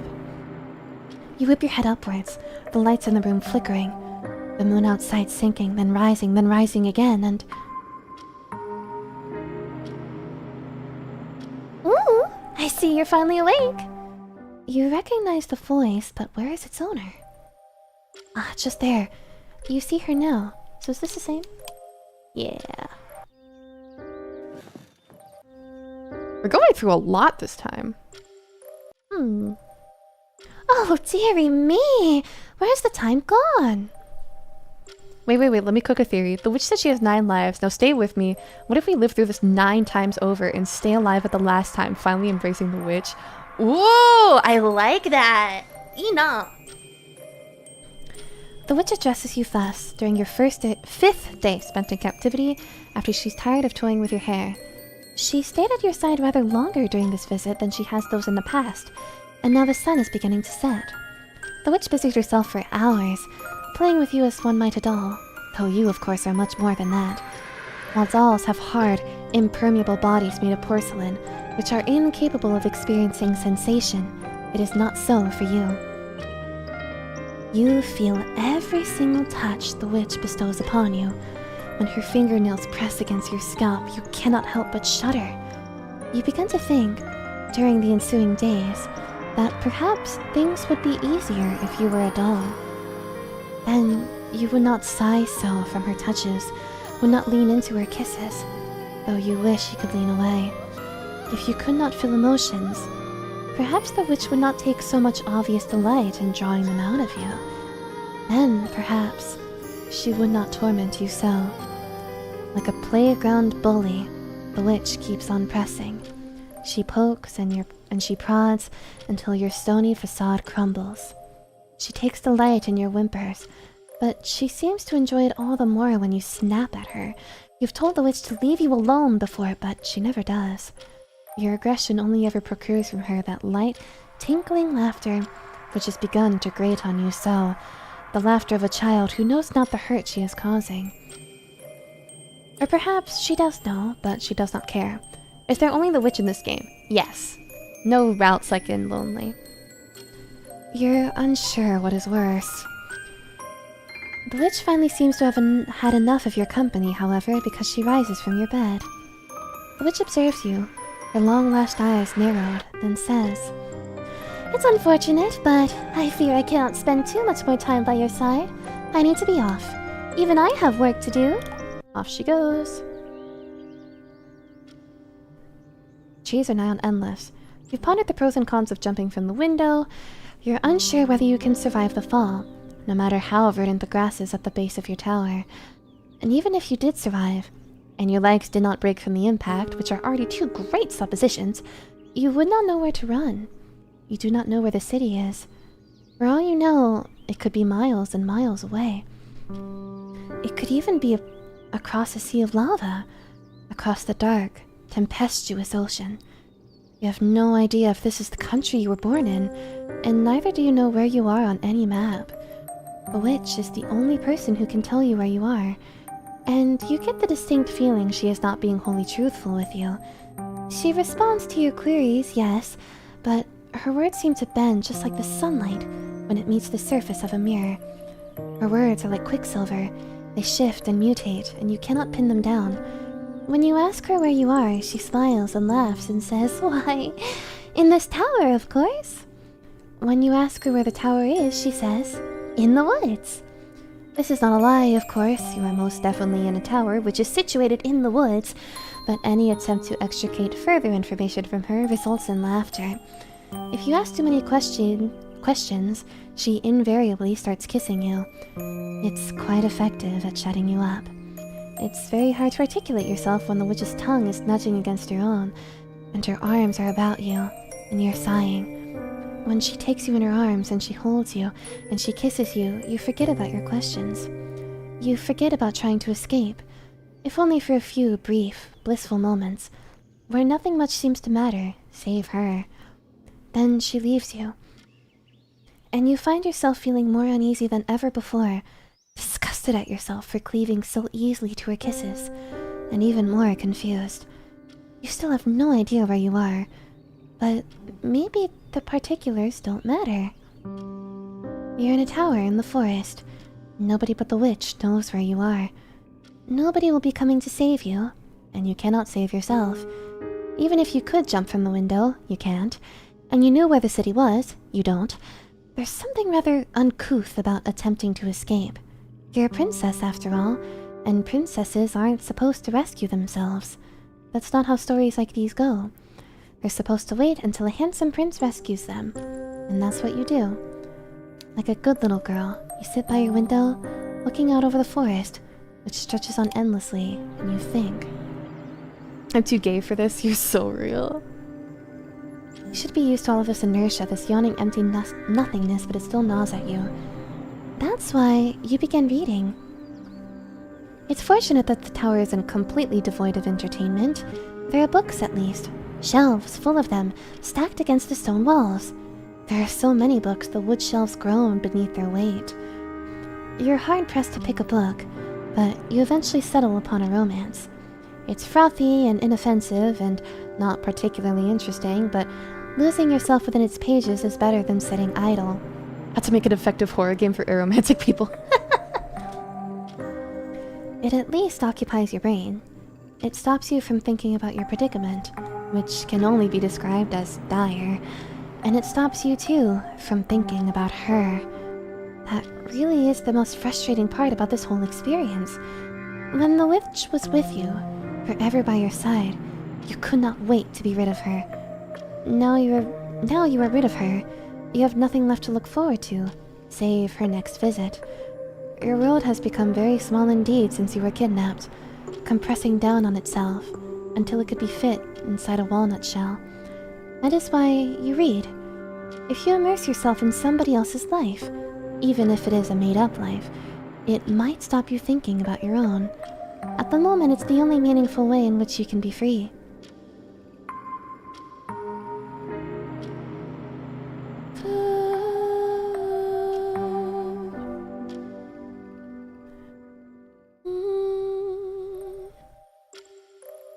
Dear one, it really is good to see you again. The witch retrieves the brush from your bedside table and approaches you. She's done this many times before, but you find yourself shrinking away from her regardless. You do not want the witch touching your hair. You do not want her touching any part of you. You do not want to be alone, but you do not want to be with her either. You do not want her to disappear, but you cannot bear to look at her. Paralyzed by indecision, not knowing what you want, not knowing what to say, you edge away, small and afraid, while the witch smiles. No, Let me make you beautiful. The mattress depresses beneath the witch's thighs and you sigh.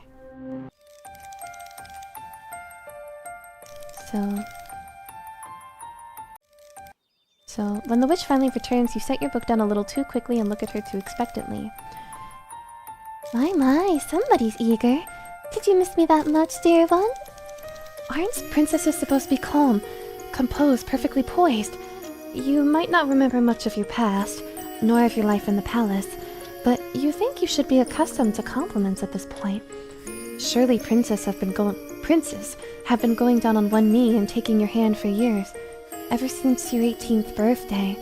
It should be ingrained in you, but you feel awkward and clumsy before the witch's words regardless, stripped bare and oddly exposed.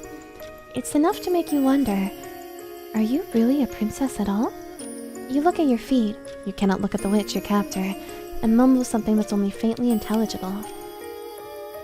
You mean to reply, really you do, but the words catch in your throat.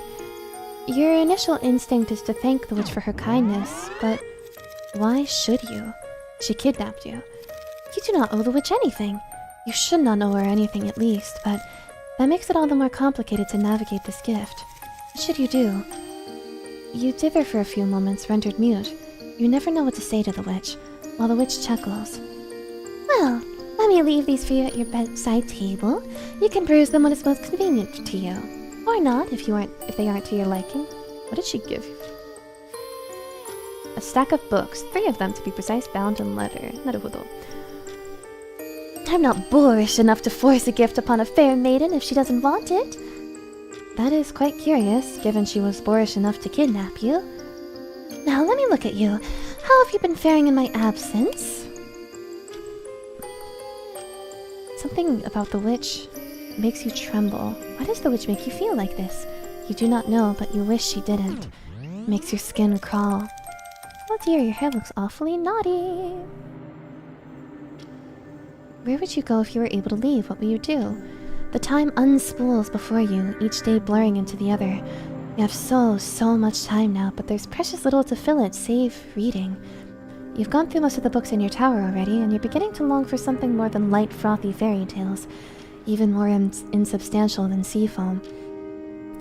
Perhaps you'll ask the witch for more books when she next visits, though you have no idea when that will be. The visits are sporadic, and she does not always stay for very long. She seems to care more about how you look than what you think, and she fusses about your hair and clothes more than your words. But maybe that is to be expected. You are a princess after all. You were raised like a sacrificial lamb, to be bartered away to the highest bidder. Thank you for the hydrate.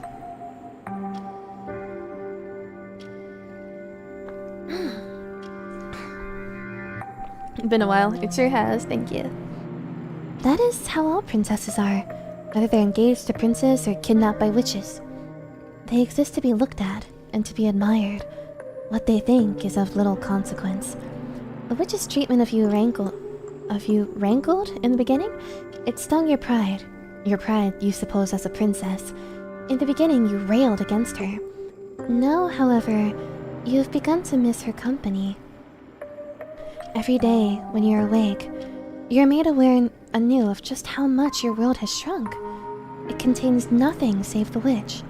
There's nothing for you to anticipate beyond her visits, nobody for you to speak to save the voices in your own head. It wears upon you, but you have the strangest of feelings that this is where you belong. This is your new world. You're playing the role that's expected of you, for is this not what princesses are supposed to do? Being a prisoner must be in your blood. It's part of who you are, ingrained into you, just like your knowledge on how to pour a cup of tea without spilling it, or how to address your superiors without making a nuisance out of yourself. You know how to be quiet, how to be meek, how to be mild. You do not know how to stop worrying, however. What will happen to you if the witch begins to tire of you? What then? Thank you, Grim.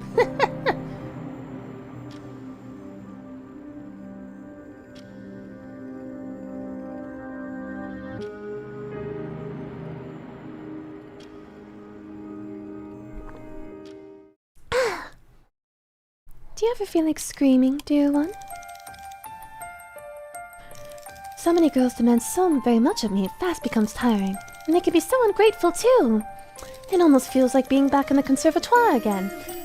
Self-cessed. The conservatoire? What is that? Some sort of school for witches? Never you mind, dear. The witch chuckles softly, her fingers stilling in your hair. Her voice sounds light as always, but you detect a strange note to it, a degree of hesitance. Did she misspeak? Perhaps she let slip a bit more than she intended. It is a nuisance, that is all. I vowed that I would not take on more favors for others, but even witches must fulfill their purpose. I have rather begun to sicken of other people. They can go and rot for all I care. Once again, the witch is toying with your hair. She never seems to tire of it, and you no longer try to pull away from her. You do not want to. You've grown comfortable in her presence, more than you imagined you might, and the witch has seen this. She has sensed the easing of your breathing, the slumping of your shoulders, and she smiles from it, amused by your easy acquiescence to her affection. You've become docile, just like a cat. She's well aware of it, and this fact brings a blush to your face. You look at your lap, your eyes half-lidded, and tell her that you're simply too tired to fight her off.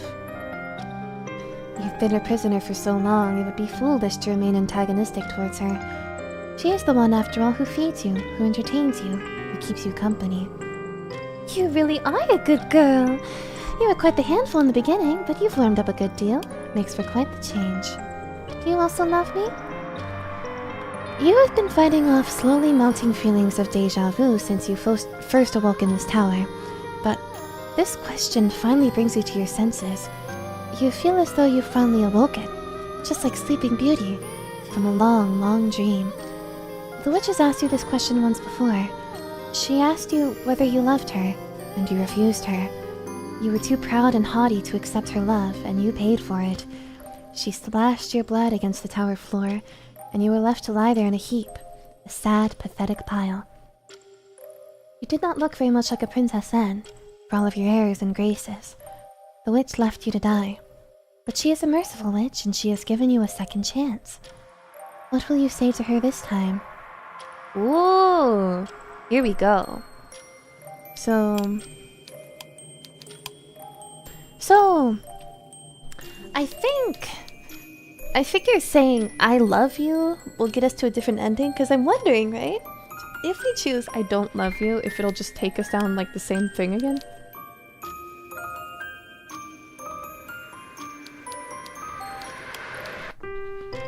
So let's say yes this time. Usually in Ebbie's novels you can go top to bottom safely. I love you. in face of the witch's inquisition, there's only one thing you can say. There's only one thing that destiny will allow you to say. This is the moment that your story is led up to. This is why you exist. Within this tower, with the witch watching over you. You exist solely so that you can love her. And you know, the moment the words pass your lips, that you have done your duty. Happy Halloween, R.A.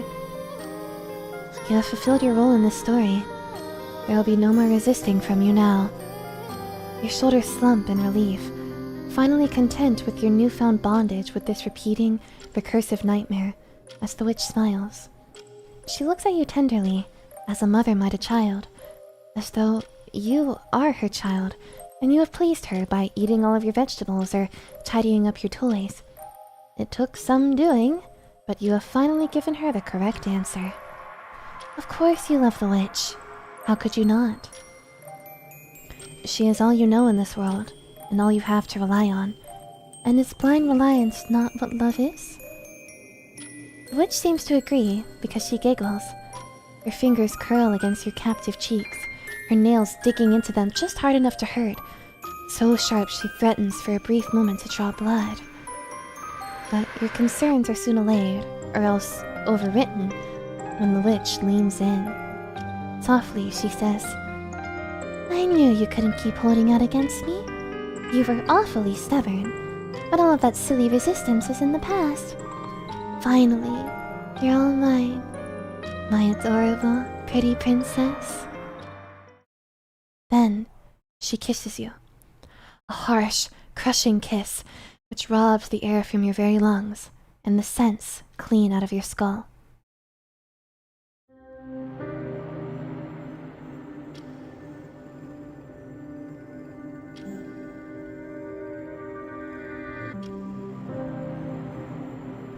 You thought, after confiding in the witch, that she might be more compelled to spend time with you. Oh my god, Ash's flashbacks for real. You had hoped, by sharing your gently blossoming feelings, it would kindle a newfound understanding between the two of you, and that she would come to care for you. You had hoped... Oh, you're not sure what you'd hoped, and not anymore, but it was not this. Days continued to slide by, as slippery as an eel's back, yet you see no sign of the witch. She left you food enough to last several weeks, food which does not seem to sprout mold nor turn sour no matter how much time passes. Perhaps it is enchanted? The hard loaves of rye bread the witch bequeathed you do not turn bluish-white from age, and the cheeses she bestows you with retain much of their flavor. The punnets of strawberries are still sweet, the cherries tantalizingly tart. You are not in any danger of languishing anytime soon, but though your stomach is full, your heart feels disconcertingly empty. It feels as though the witch has stolen something from you, something precious which you cannot recover. The witch has already stolen from you your old home, your old life. She may also have stolen your old memories, though you're less sure about that. You're beginning to fear, however, that in the wake of your confession, she has stolen something even more intimate. She has stolen your affection, plucking words of love from your lips as easily as she might twist a berry from a bush or the head from a flower.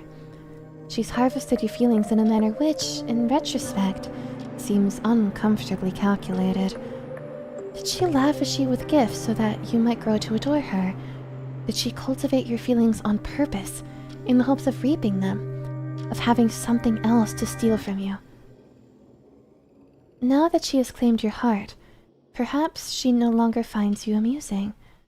Has she begun to grow bored of you? What will happen to you then? Will she abandon you, all alone in this tower, with no way of escaping, with no means of procuring your own food? If she were to do that, you're sure you would die, either of loneliness or of starvation. You're unsure which would come first. You try to take solace within the pages of the numerous novels within your tower, but you've read them all before. The stories entombed within the pages do not change. They cannot distract you from your anxieties. The actions of the put-upon heroines, in any case, all seem awfully trite. There's a lot of running through woods, brambles snagging at the hems of dresses or else catching in hair. And anyway, these stories all end badly. The heroine always dies. As far as romance stories go, they are not very cheerful. They cannot console you. The witch is not there, and in her absence, you are all alone.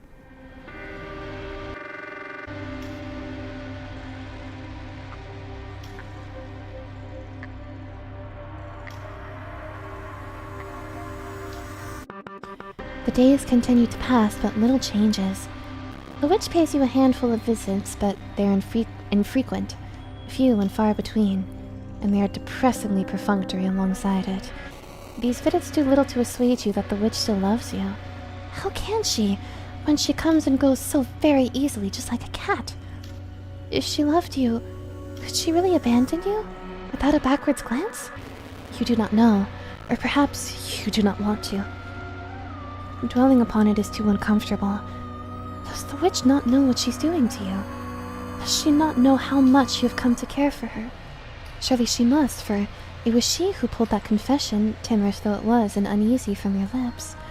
You told the witch that you loved her, and she has repaid you by abandoning you. Did you come on too strongly? Was she unhappy to hear of your affection for her? That cannot be right, though, not when she laughed upon hearing your confession. You thought that it would make her happy. Was that not presumptuous of you? What do you know of the witch? You do not even know her name. You work yourself up into knots which every day which passes, so much so your insides feel uncomfortably tangled. Not knowing what to say nor what to do, you remain mute. it's easier to say nothing than to say too much, and to shatter what little regard the witch might have for you. But you ache for her presence, and for her affection. And so, unable to stop yourself, you find yourself asking the witch what you did wrong. Why has she been avoiding you? Avoiding you, dear one? The witch looks at you questioningly, her expression so believably bemused that you begin to doubt yourself. I am not avoiding you. Perish the thought. Why would I do anything so callous? You are not sure. That's why you were asking her. She spends so little time with you lately, you just thought... Ah, that is where you're getting tripped up, dear one. You are a princess, therefore you should not think. You have no need for it. Princesses are made to be pampered by others, not to try and smooth their way out of their own problems. You'll be much happier if you stop worrying, silly thing. Well, yes, you suppose she's right. You can see the logic there. Your life would be a lot easier if you could simply switch off your worries as if they were a gas lamp. But... That's enough, dear one. Remember what I said? There is no sense in thinking. You will work yourself up again. But you cannot help but think. You have nothing else to occupy your hours when she is away, and she's been away so often lately. Ah, yes, I suppose you are right. I have been keeping away from you lately, but that is not due to any malice on my part. No? Of course not! My feelings for you remain as strong as ever, but I have been awfully busy lately, that is all. There are many sad, lonely girls out there, after all, with wishes that need granting. If I have seemed at all distracted, that is why. It has nothing to do with you, so please do not cry. I cannot bear to see you looking so sad. What? Were you crying? Thank you for the stretch.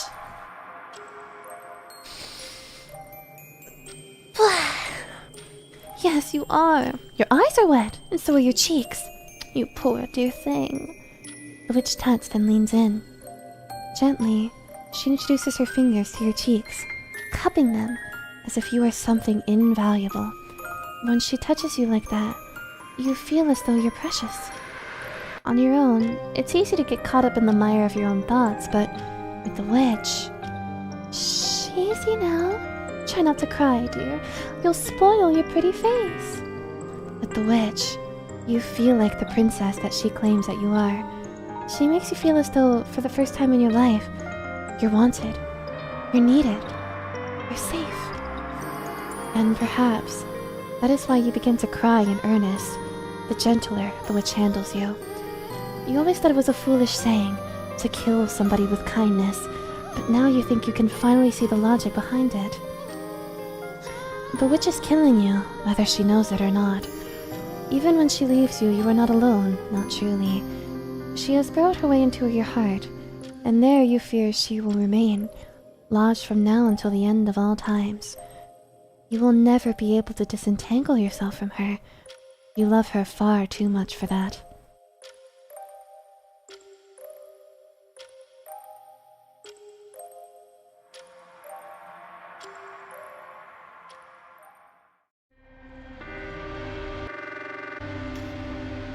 Hold on.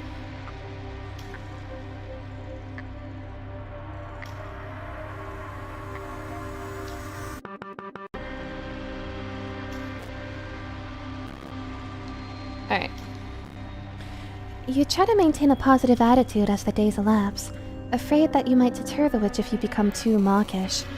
You can get through the days well enough, brushing your hair, painting pictures, or else flipping through the numerous books which the witch has brought you. You have distractions enough to keep your mind and your hands occupied, a fact for which you are thankful. You do not have many distractions, but you have enough. When the sun sinks beneath the trees, however, and the sky turns dark blue then black, your doubts begin to pile up on you. During the night, when it's cold and the wind is blowing, you can no longer fool yourself. It's been a week, 2 weeks, 3, 4, 5, 6, 7, 8, 9, 10, since you last saw the witch. She visits you rarely now, so much so that your cool, untouched skin is beginning to yearn for the brush of her fingers. You sit by your window when the sun begins to sink, and you watch it as it dips beneath the horizon. You hope, with the setting of the sun, that the witch might pay you a surprise visit. You wonder whether she might appear at the window and pull you into her arms and pepper your eyelids and your cheeks with kisses. But she never does.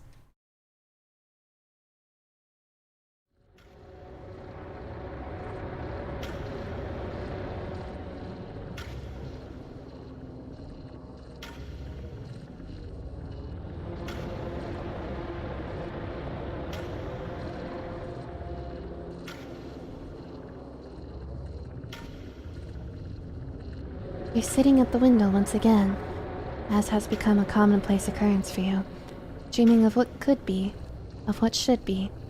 When first you were imprisoned within the stone tower, you used to dream of escaping from your confines and running far, far away. You had dreams of sitting upon a cliffside, the salty breeze in your hair and the sound of the waves upon the shore in your ears. That, or seeking refuge amongst rows of thatch-roof cottages in a quiet residence where few dwell. You dreamt of being taken in by somebody wiser than you, somebody kinder. You dreamt of being treated with care and with respect. That is all you wanted. But your wishes have shifted since then, as has your heart. No longer do you dream of the seashore, of the waves and the cliffs. Your dreams have become rather more isolated. You dream of residing within the walls of this tower, as you currently do, with the witch by your side. She tells you that she loves you when you lean into her love. You accept it without question, as if her words were manna from heaven, sweeter than honey. You no longer wish to be loved in a calm, quiet, measured sort of a way. You want the obsessive, all-consuming love of a witch who is determined enough to keep you a captive. What other form of love could be more meaningful than this? You do not want a bland love, a milquetoast love, a common, everyday, unremarkable love. You have grown accustomed to the love of a witch, a love which possesses and which consumes. You want the witch to love you as you have come to love her. But when the witch finally does come to visit you, you cannot see any love upon her face. You cannot see any love in her eyes. They are cold and hard, just like stones. You gasp when you see her. You did not expect her, and scramble to your feet. Your souls are bare. You do not bother to dress yourself, have not bothered for the last... How many days has it been? You do not remember. You've grown rather slovenly about your appearance. You no longer care to brush your hair, to change out of your nightgown, to don your petticoats or your bodice, or even your stockings. What's the point, when the witch has stopped visiting you? You'd sooner lie in your bed like a consumptive wench and slowly die. That's how it feels without the witch's company. Like you're dying. You've known an intense, obsessive love, and now it's gone. Without that love, you've begun to wither away. It really is a tragedy. You hope the witch will be able to see how much you're suffering without her. You hope that she'll take pity upon how very pathetic you have become, and she will promise to stay with you. You wait with wide, eager eyes, hoping that she'll offer you some excuse as to her absence. It needn't be a good excuse so long as it's not, "I have grown tired of you," so long as it is not, "I no longer love you," or worse still, "I never loved you." If she lies to you, you can still love her. If she lies to you, you can pretend that she still loves you. If she lies to you, you can spare your feelings. But the witch's voice is less than reassuring when she addresses you. Her voice is cool when she says, "Dear me, you're in an awful state. You haven't brushed your hair, and you haven't bothered dressing either. Some princess you are. Your parents would be ashamed. If a creature like you has any parents to speak of, that is." A creature?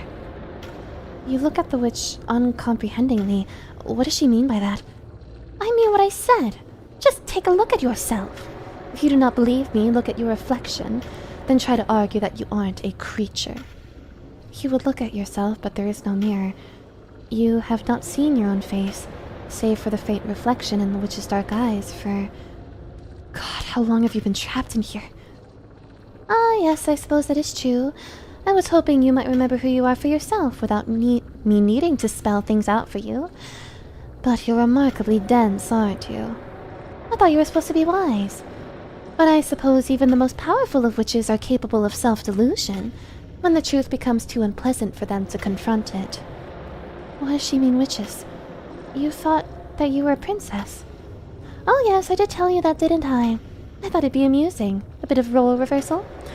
I wondered if you'd like to be the heroine in a love story for once, rather than the antagonist, but this has dragged on for too long already. Oh, I get it. Oh, that's cool. It isn't entertaining anymore. It was never that entertaining in the beginning, to be honest. But then again, I've never been as cruel as you are, and I don't enjoy reveling in other people's misery. I just thought you deserved a taste of your own medicine. Your own medicine? What is she talking about? What do you think? Just take a look. This should answer all of your questions, dear one. A witch? But is she a witch? Smiles sardonically, her eyes half-lidded, as she reaches into the wicker basket which dangles from the crook of her arm. From within it, blanketed between a scrap of red fabric, she extricates a gilt mirror. The witch polishes the mirror with the hem of her satiny gown, then hands it to you with an anticlimactic, "Here." Your fingers brush as you reach tremulously to take the mirror. Your innate desire, upon seeing that mirror, is to draw away from it, or else to dash it upon the ground. You do not want to think about what you will see reflected within its smooth, glassy surface. You're afraid, if you acquiesce, all of this will be over. You'll no longer be able to pretend to be a princess, but you're aware at long last that you are pretending. Perhaps you were always aware of it. You never really felt like a princess, even when the witch bestowed this identity upon you. The word princess never resonated within you. It never felt like you. You still cannot remember spending your days within a palace, or a castle, or even a dungeon guarded by a dragon. You cannot remember meeting any princes, kings, or queens. You're not a princess then. You were never a princess. But of course, you always knew that. You just wanted to play pretend. Yeah. But the face which stares up at you from the mirror's smooth, untroubled glass, all pale skin and dark, staring eyes, makes it obvious just what you really are. That is awesome. What a twist! You were, and always will be, a witch. That's right. The witch, Rosette, regards you unblinkingly, with dark, dead eyes. Eyes which have seen far too much for one so young. But how young is she really? How long was she trapped, running through fractured fairy tales as she tried to escape from you? You do not know. You hardly recognize her, but you recognize yourself. You might have lost sight of who you are when Rosette left you, but now... Do you remember? I remember. I always remembered. My name is Medea. Yes, that's right. I am Medea, and this girl is, or was, Rosette. And though our paths continue to cross, we've always been alone. This girl, once so innocent and assuming, languishing for want of love, has known what it feels like to be adored to the point of insanity. She's been drowned, buried, and consumed by love, and in so doing, she changed. She is not the girl she once was. She has become a fine witch in her own right, with eyes that reflect no light, with a heart that contains no love. She caught you, me, us, while we were here, drifting, bereft, languishing for lack of a little girl who had oh so cruelly broken ties with us, and she imprisoned us. I don't know how long we've been trapped here, nor how long Rosette has been toying with us, but I cannot even bring myself to resent her. I cannot hate her, no matter how much she might have hurt me. She called upon me when she was alone, and I answered. I promised that I would be there for her. We made a vow, and though she turned her back on me, our connection was never really severed. The love of a witch, after all, is a powerful thing. Even when poisoned, it continues to bloom, bright red, like roses. Rosette. My adorable, beautiful Rosette. No matter how much time passes, I still find myself drawn to you. Even now, I still adore you. Whether a mermaid, a poor village girl, or a princess, I will continue to love you. My feelings for you will never waver, even if you never had any fondness to spare for me. How could it? You ought to know yourself now, after becoming a witch in your own right, that it really does get so lonely here. Wow.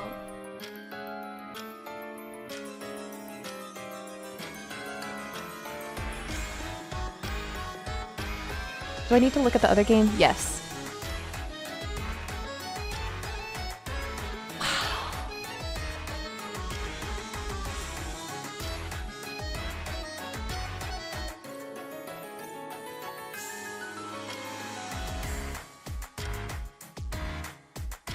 Come close, my little princess, stay here by my side. Through castle and village and next to the tide. Stay here with me forever, leave never, my dear. Oh, it really does get ever so lonely in here. Stay here, my little princess, come closer to me. Inside of this tower where you can be free. No need to ever worry, no fear and no hate. Join me in the dance floor, this will be our endless fate. Roses and moonlight, a tea time for two. The night must be golden. Let's stay together, or maybe just run around, let the games begin. Eternal, tears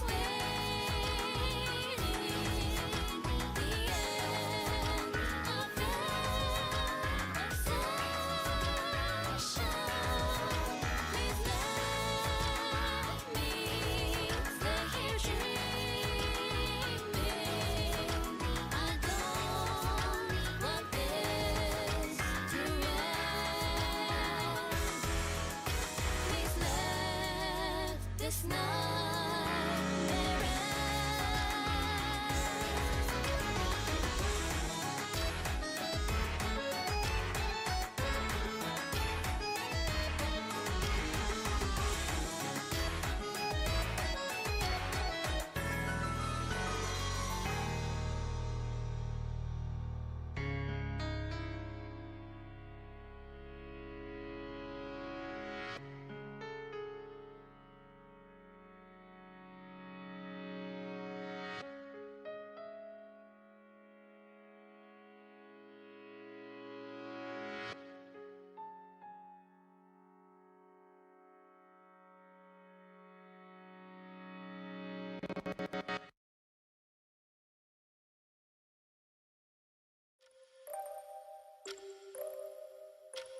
Wow.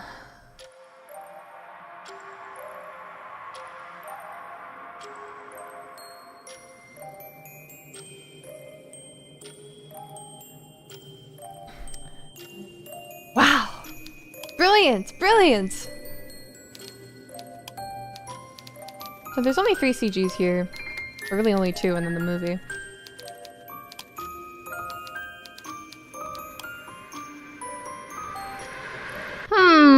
Okay. Alright. Hello everyone, once again it's Abby! Thank you very much for checking out the end of an obsession. I hope you enjoyed it, or at the very least found it interesting. As always, I'll jot down a few notes to explain some of the influences behind this little story and what inspired me to write it. Let's get going! So, off the bat, this is a sequel to It Gets So Lonely Here. Lonely is a free yandere yuri VN which I made for the 2023 yandere game. Jam. You probably read it already if you're reading these notes, and if you haven't, I apologize. I feel like Obsession builds quite heavily on the themes established in Lonely, so if you've not read Lonely, I'm not sure how much you'll get out of it. But it's a VN which ostensibly has 3 routes, with 3 different heroines, but player choice is all an illusion and it's essentially a linear story. You need to read all 3 routes to get the true ending and to fully understand what happens. Lonely is fairly long for a jam game. I suppose it's around 50k, and I was pretty satisfied with it once I'd finished. I didn't have any plans to write a sequel or any additional content, even though I think Lonely was unexpectedly popular. I think it's my most downloaded VN to date. I was going to let it lie, but then I had an idea.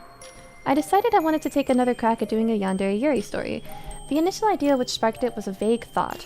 What if the protagonist was kidnapped by an obsessive yandere who later grows bored of her and tosses her aside? How would a person deal with that?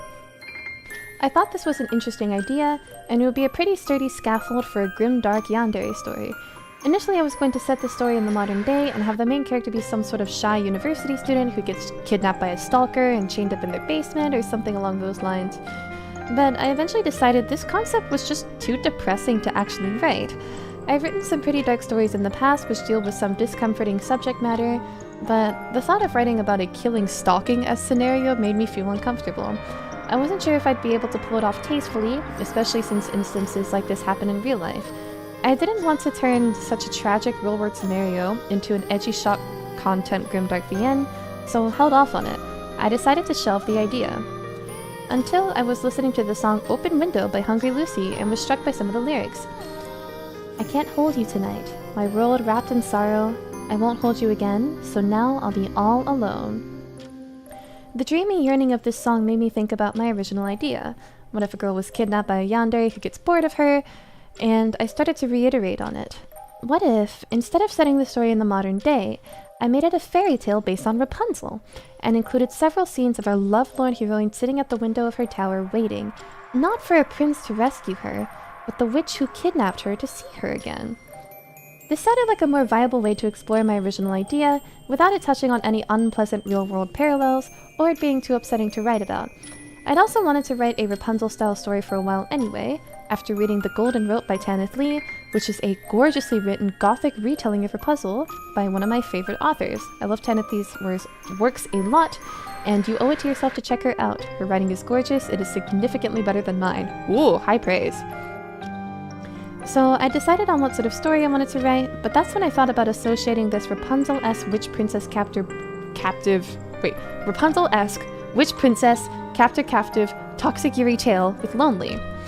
Lonely was heavily based on fairy tales with its mermaids and princesses and witches, and I thought it only made sense to link these two tales together, given the thematic similarities. I figured it'd be fun to write something set after the events of Lonely, when Rosette has broken free of Medea's loving grasp. Lonely is a pretty vague, dreamy story, one is based on fairy tales, that's up for interpretation, and the ending seemed open enough that I could play around a little with the two leading ladies after the curtain had closed. Rosette already suffered enough in Lonely, so I thought about casting Medea as the main heroine this time. I thought it'd be a fun twist to make a heartbroken, amnesiac Medea the princess, languishing in a tower, while Rosette, once a tragic heroine who suffers innumerable deaths, takes on the role of a witch.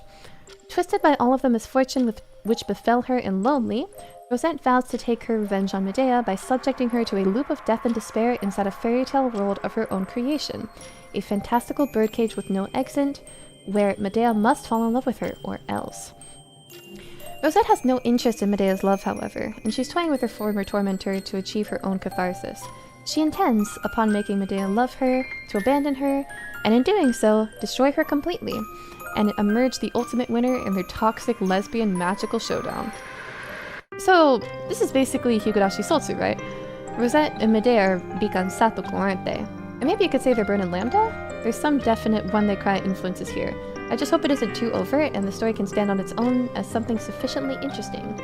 I wasn't sure initially whether I would release this VN at all, given Lonely was so popular, and several people asked me if I would write more, specifically about the princess who seems to be a favorite. I don't usually get too self-conscious about my writing, but I was a bit worried this story would fail to live up to expectations, since it's so much shorter than Lonely, the action is all consigned to a single location, and the princess doesn't show up. There are only two characters present this time, and one of them isn't present for a significant chunk of the story, so I worried the story wouldn't be interesting for people. I thought about scrapping this project numerous times, but the gorgeous art by Caelestis and the haunting soundtrack by Yuzuki made me reconsider. I love the OST for this short little VN especially, and I thought it'd be a shame to let it go to waste when so much effort had been put into it. I think the soundtrack's actually better than the story it's appended to, but hopefully the story, the art, and the music all comes together in a nice cohesive package. I apologize if this continuation of Lonely isn't quite what people wanted, and I'm sorry the three love interests from Lonely don't make a reappearance. I think their story was concluded nicely already, but I did want to dig a little more into Rosette and Medea. I think they're the most interesting characters in Lonely personally, they're also the only characters that have names, and I did have fun making them suffer. I hope this story was diverting, and thank you once again for checking it out. You're the best! I couldn't keep creating if not for the support of people like you, and it does mean a lot. Woo! So, I did read the notes. I was hoping there would be something regarding this empty slot in the music. So we are going to go back.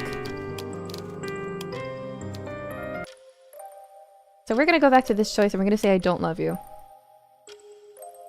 Because we're still missing some stuff, aren't we? Both women are horrible in the end. I mean, yeah. Oh, dear one! The witch clicks her tongue as she examines you, one hand under her chin. You're proving to be awfully stubborn. You quail before the witch in her large, rose-like eyes, your head hanging. You have the awful feeling that you've disappointed her, a feeling which is intense enough to be crushing.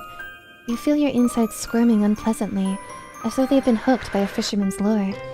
You're almost tempted to apologize to her. You cannot help it if you do not love her, but you wish she didn't look so very hurt when... Well, it's no matter. This is hardly the first time I've asked you this question, and it's hardly the first time you've rejected me. At this point, I've become accustomed to it. It's like a little game, and I rather enjoy games. They were not so very fun, I admit, at the conservatoire, when the other girls played tricks upon me, but it has been rather entertaining to watch you squirm in my tower all alone. Now, shall we give this another go?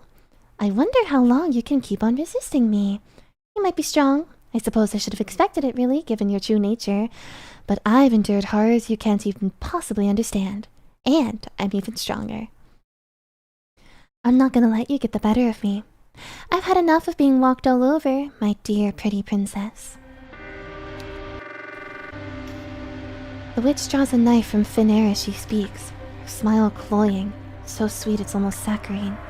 She takes one neat, nimble step forward like a dancer, and draws you to her once more. You recognize this pose. She's held you in her arms like this before, the Prince Siegfried to your white-winged Odette.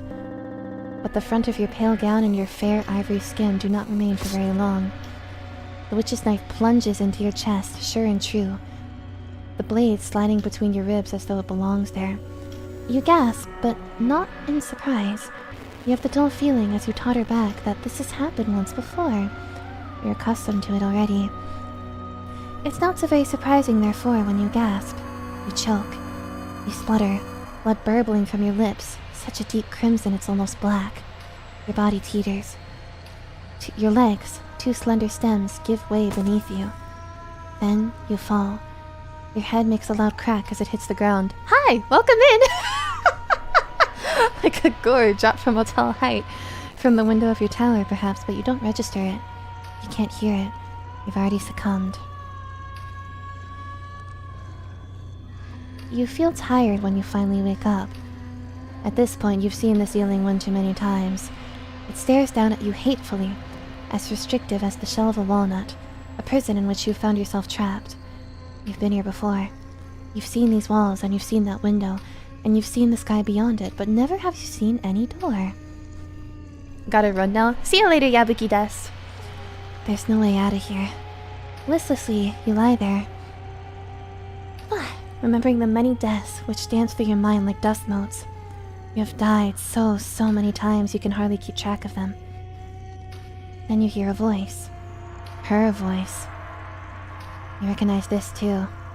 You've seen the scene play out so many times before, you become quite jaded. Perhaps it's time to disassociate.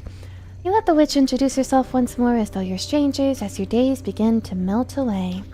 The time passes one day after another, over and over and over, until the witch one day asks you that all-important question. Do you love me?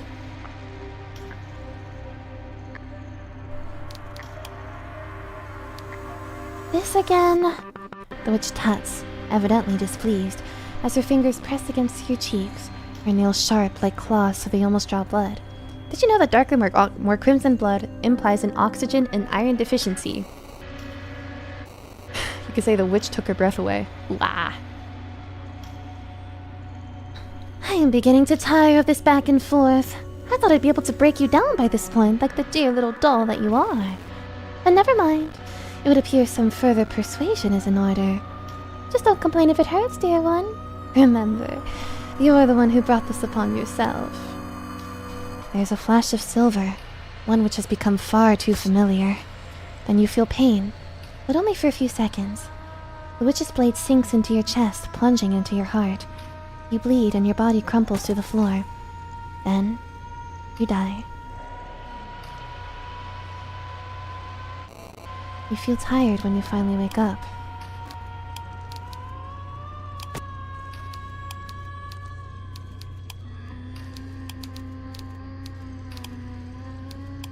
So...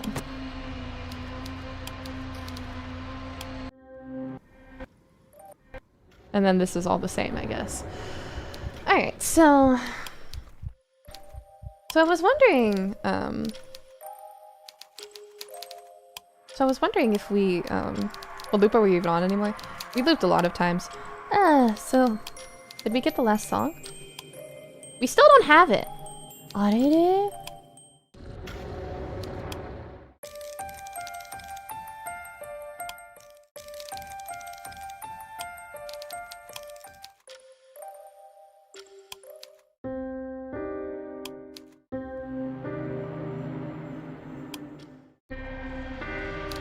Awesome.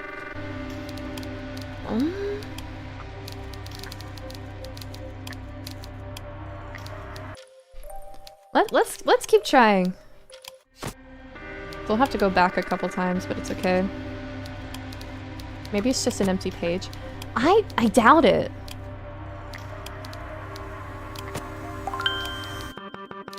Hydrate. Thank you. I will drink some tea.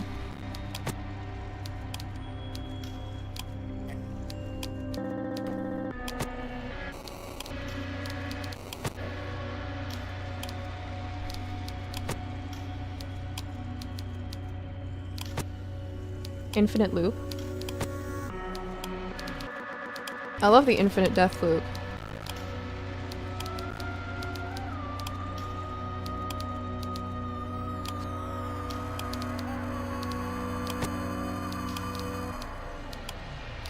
English only, please.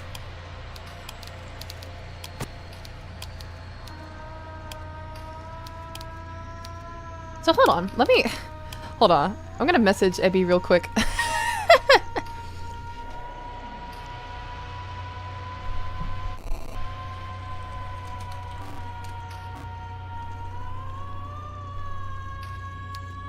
Hold on, let's go back to the title.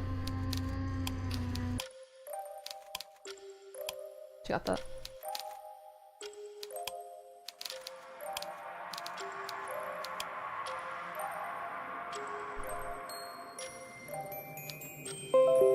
Yeah, because when you click on it, nothing happens, so...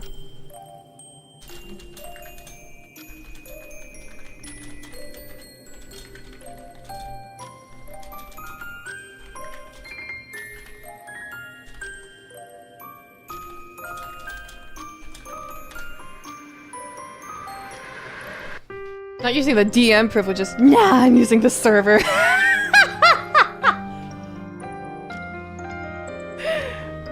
I mean, Ebby and I are mutuals on Twitter. I think on X as well.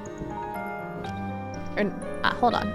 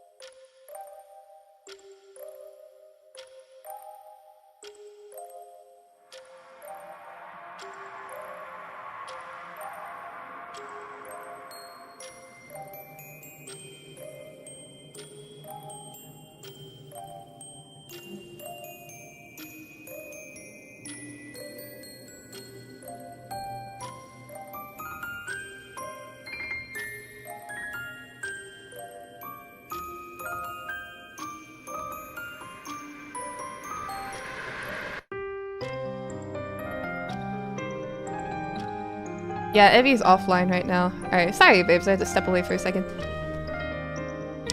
Music in this game hits hard. No, literally, it's so beautiful.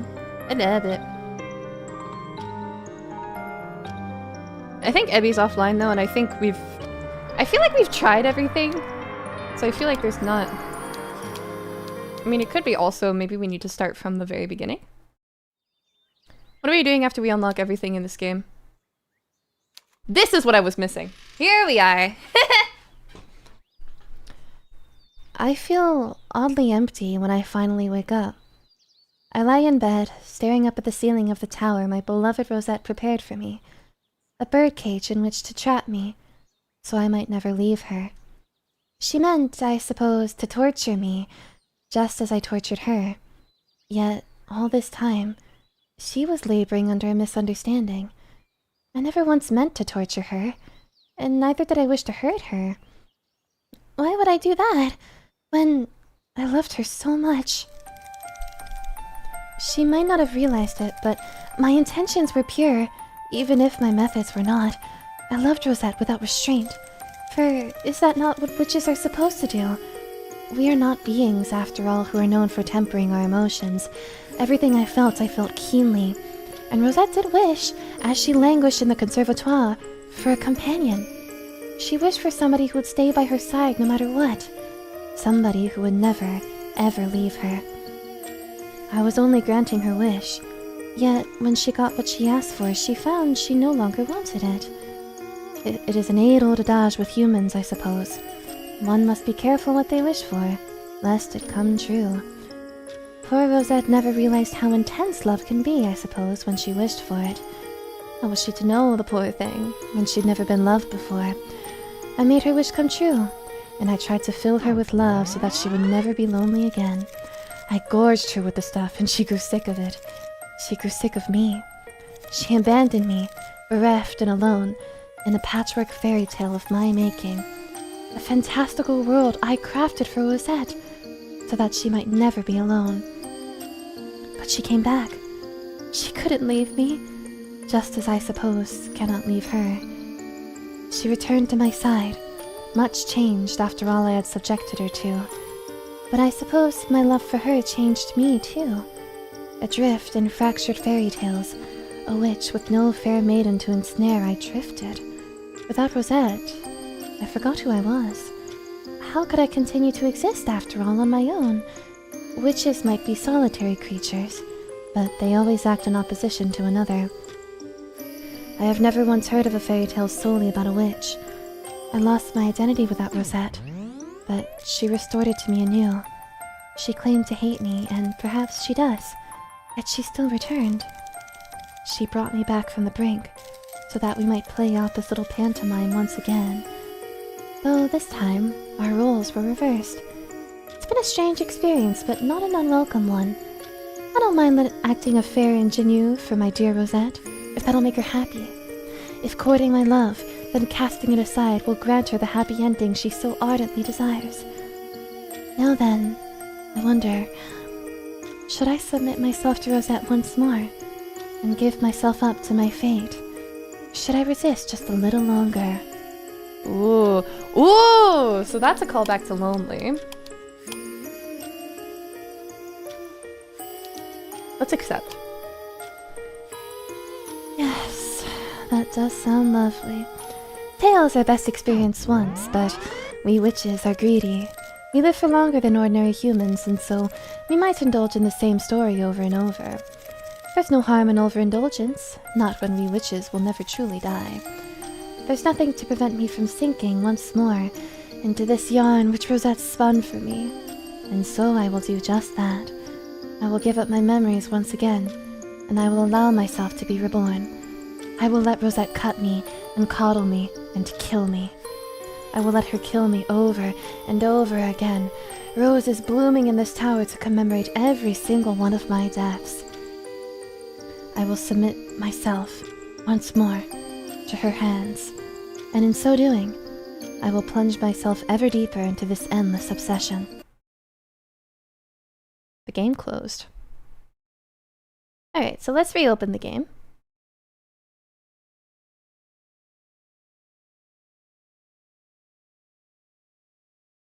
Should open up in a second. True ending? Maybe. No, I don't think so, actually. No. End of an obsession. Need you to show up. Oops, spy game. No, literally.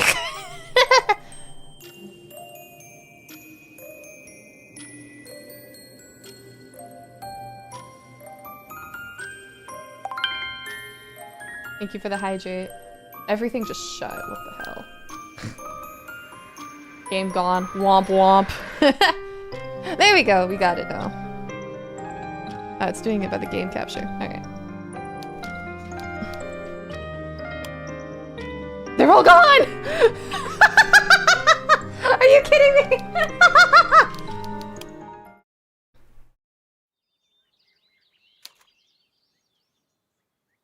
I can't skip anything! Alright, hold on. We'll skip all the text. Here's John, Drinkcaster. Thank you, I appreciate it. Alright, so we'll skip all of the text. It's okay. I don't love you. Skip, skip, skip.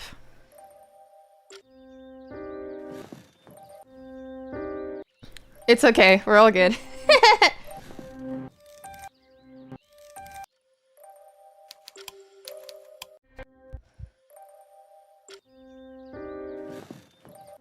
What? No save files? Nah.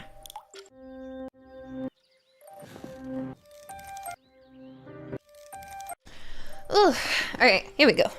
What? No save files. Maybe we'll say I love you.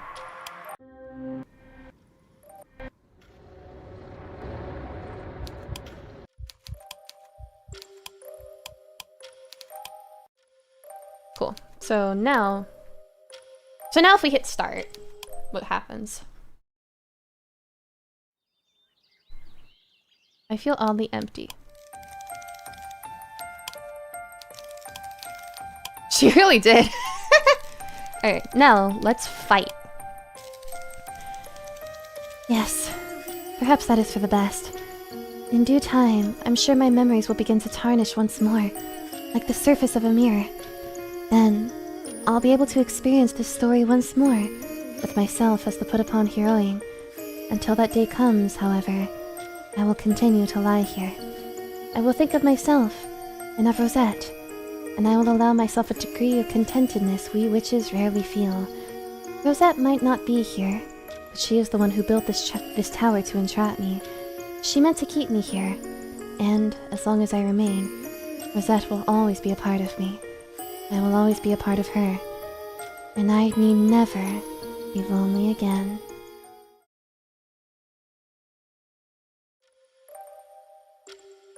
Alright, so I think that's everything.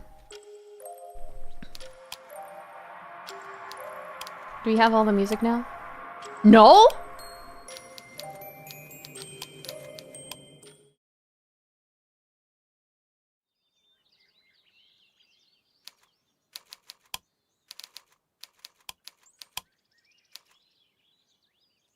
Oh, okay, this is different. Happy Halloween! Welcome in, Echo. I feel oddly empty when I wake up. But I've said all this before, haven't I? I might be a witch who's lived for thousands of years, but I have no wish to be a lore. I'm not gonna repeat myself, but I do have to wonder, what should I do with myself now that this tale is concluded?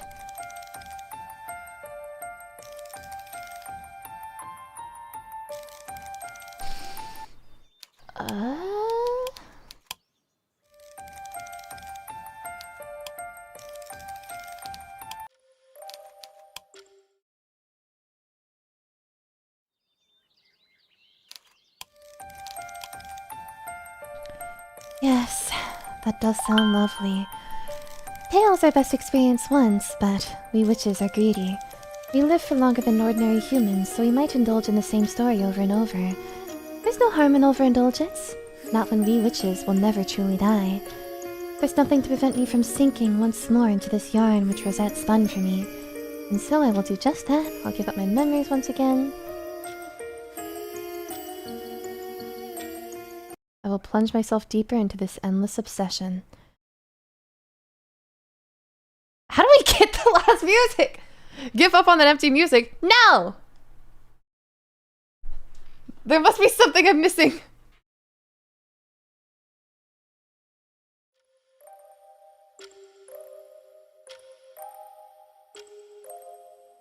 Maybe the last music track is the Yuri we made along the way. Ah, どうしよう。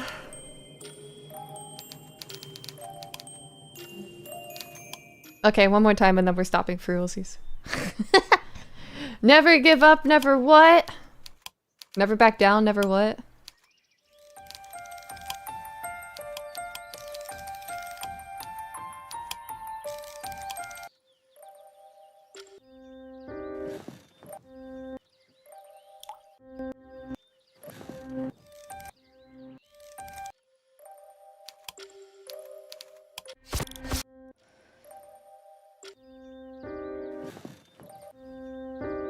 Ebby's online. Oh shit!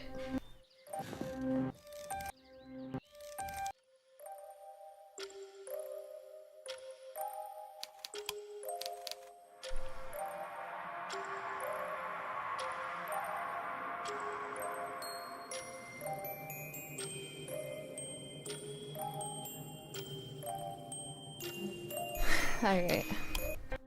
The real message. I joined late. Yeah.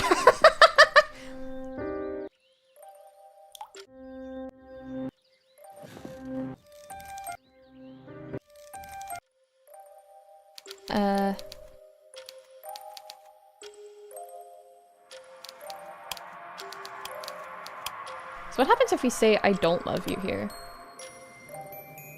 Awfully stubborn. And then This again. alright, so we get into this loop. I love you. And then we get left alone for like 5 years. We find out who we really are.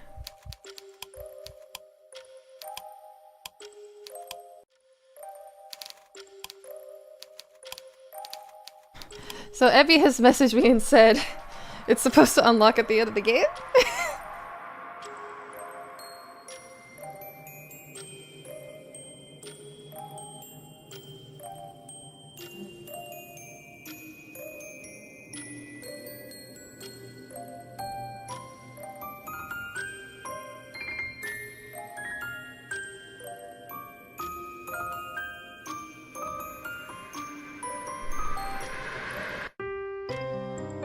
Maybe to unlock the last music, you need to solve my 5 riddles in the maze of doomed Yuri.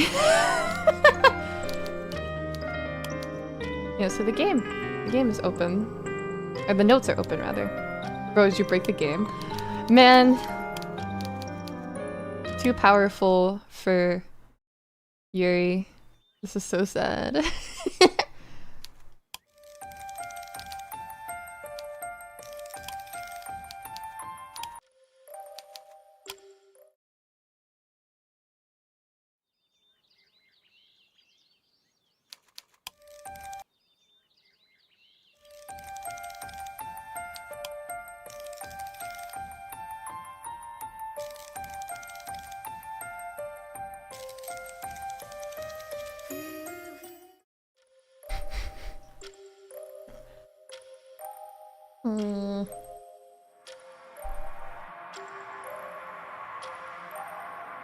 I guess it bugged. Last thought is probably the opening song. It could be, yeah.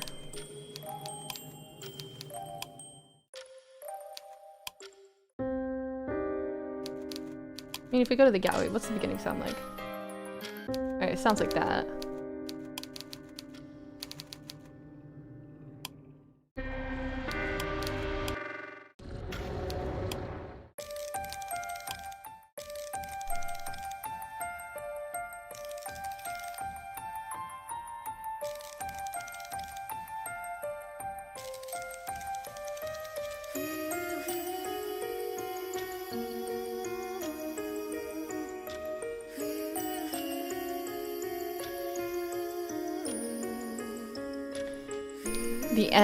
The end of an obsession. Let's throw Yuri. Yuri throw. Alright, we'll sit here for a couple more minutes. If Ebby Is just like... Game is called The End of an Obsession. Yet Ren is obsessed on getting the music slot. Yeah, literally.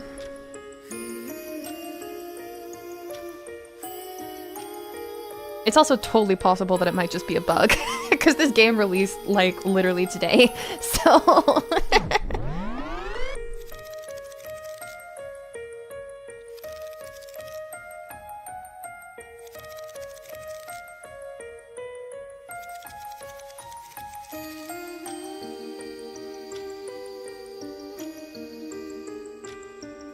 Alright, well... I think... I don't think there's anything else that we're gonna be able to get out of this game, considering what I'm saying. Everyone in the Discord seems very confused. But yeah, it's most likely a budge. A bug! Dear me. Ebby is typing.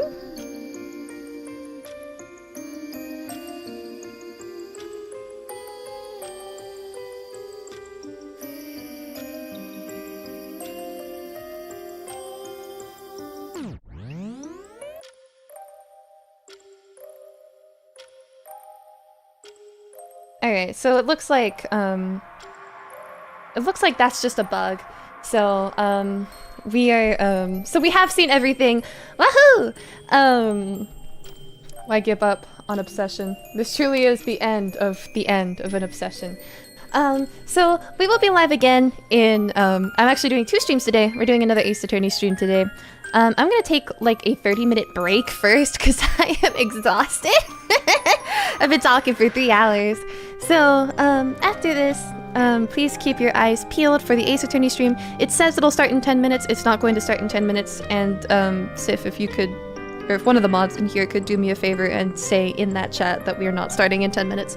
And with that, everybody, thank you all for coming. Happy Halloween. I hope this added to these spooky vibes, though we got a little derailed at the end. And with that, everybody, thank you so much for coming. Good way to end an ASMR stream is by drinking your heart out on the mic. I'm out of tea! I don't have any water either. That's all I got. And with that, everybody, I will see you again soon.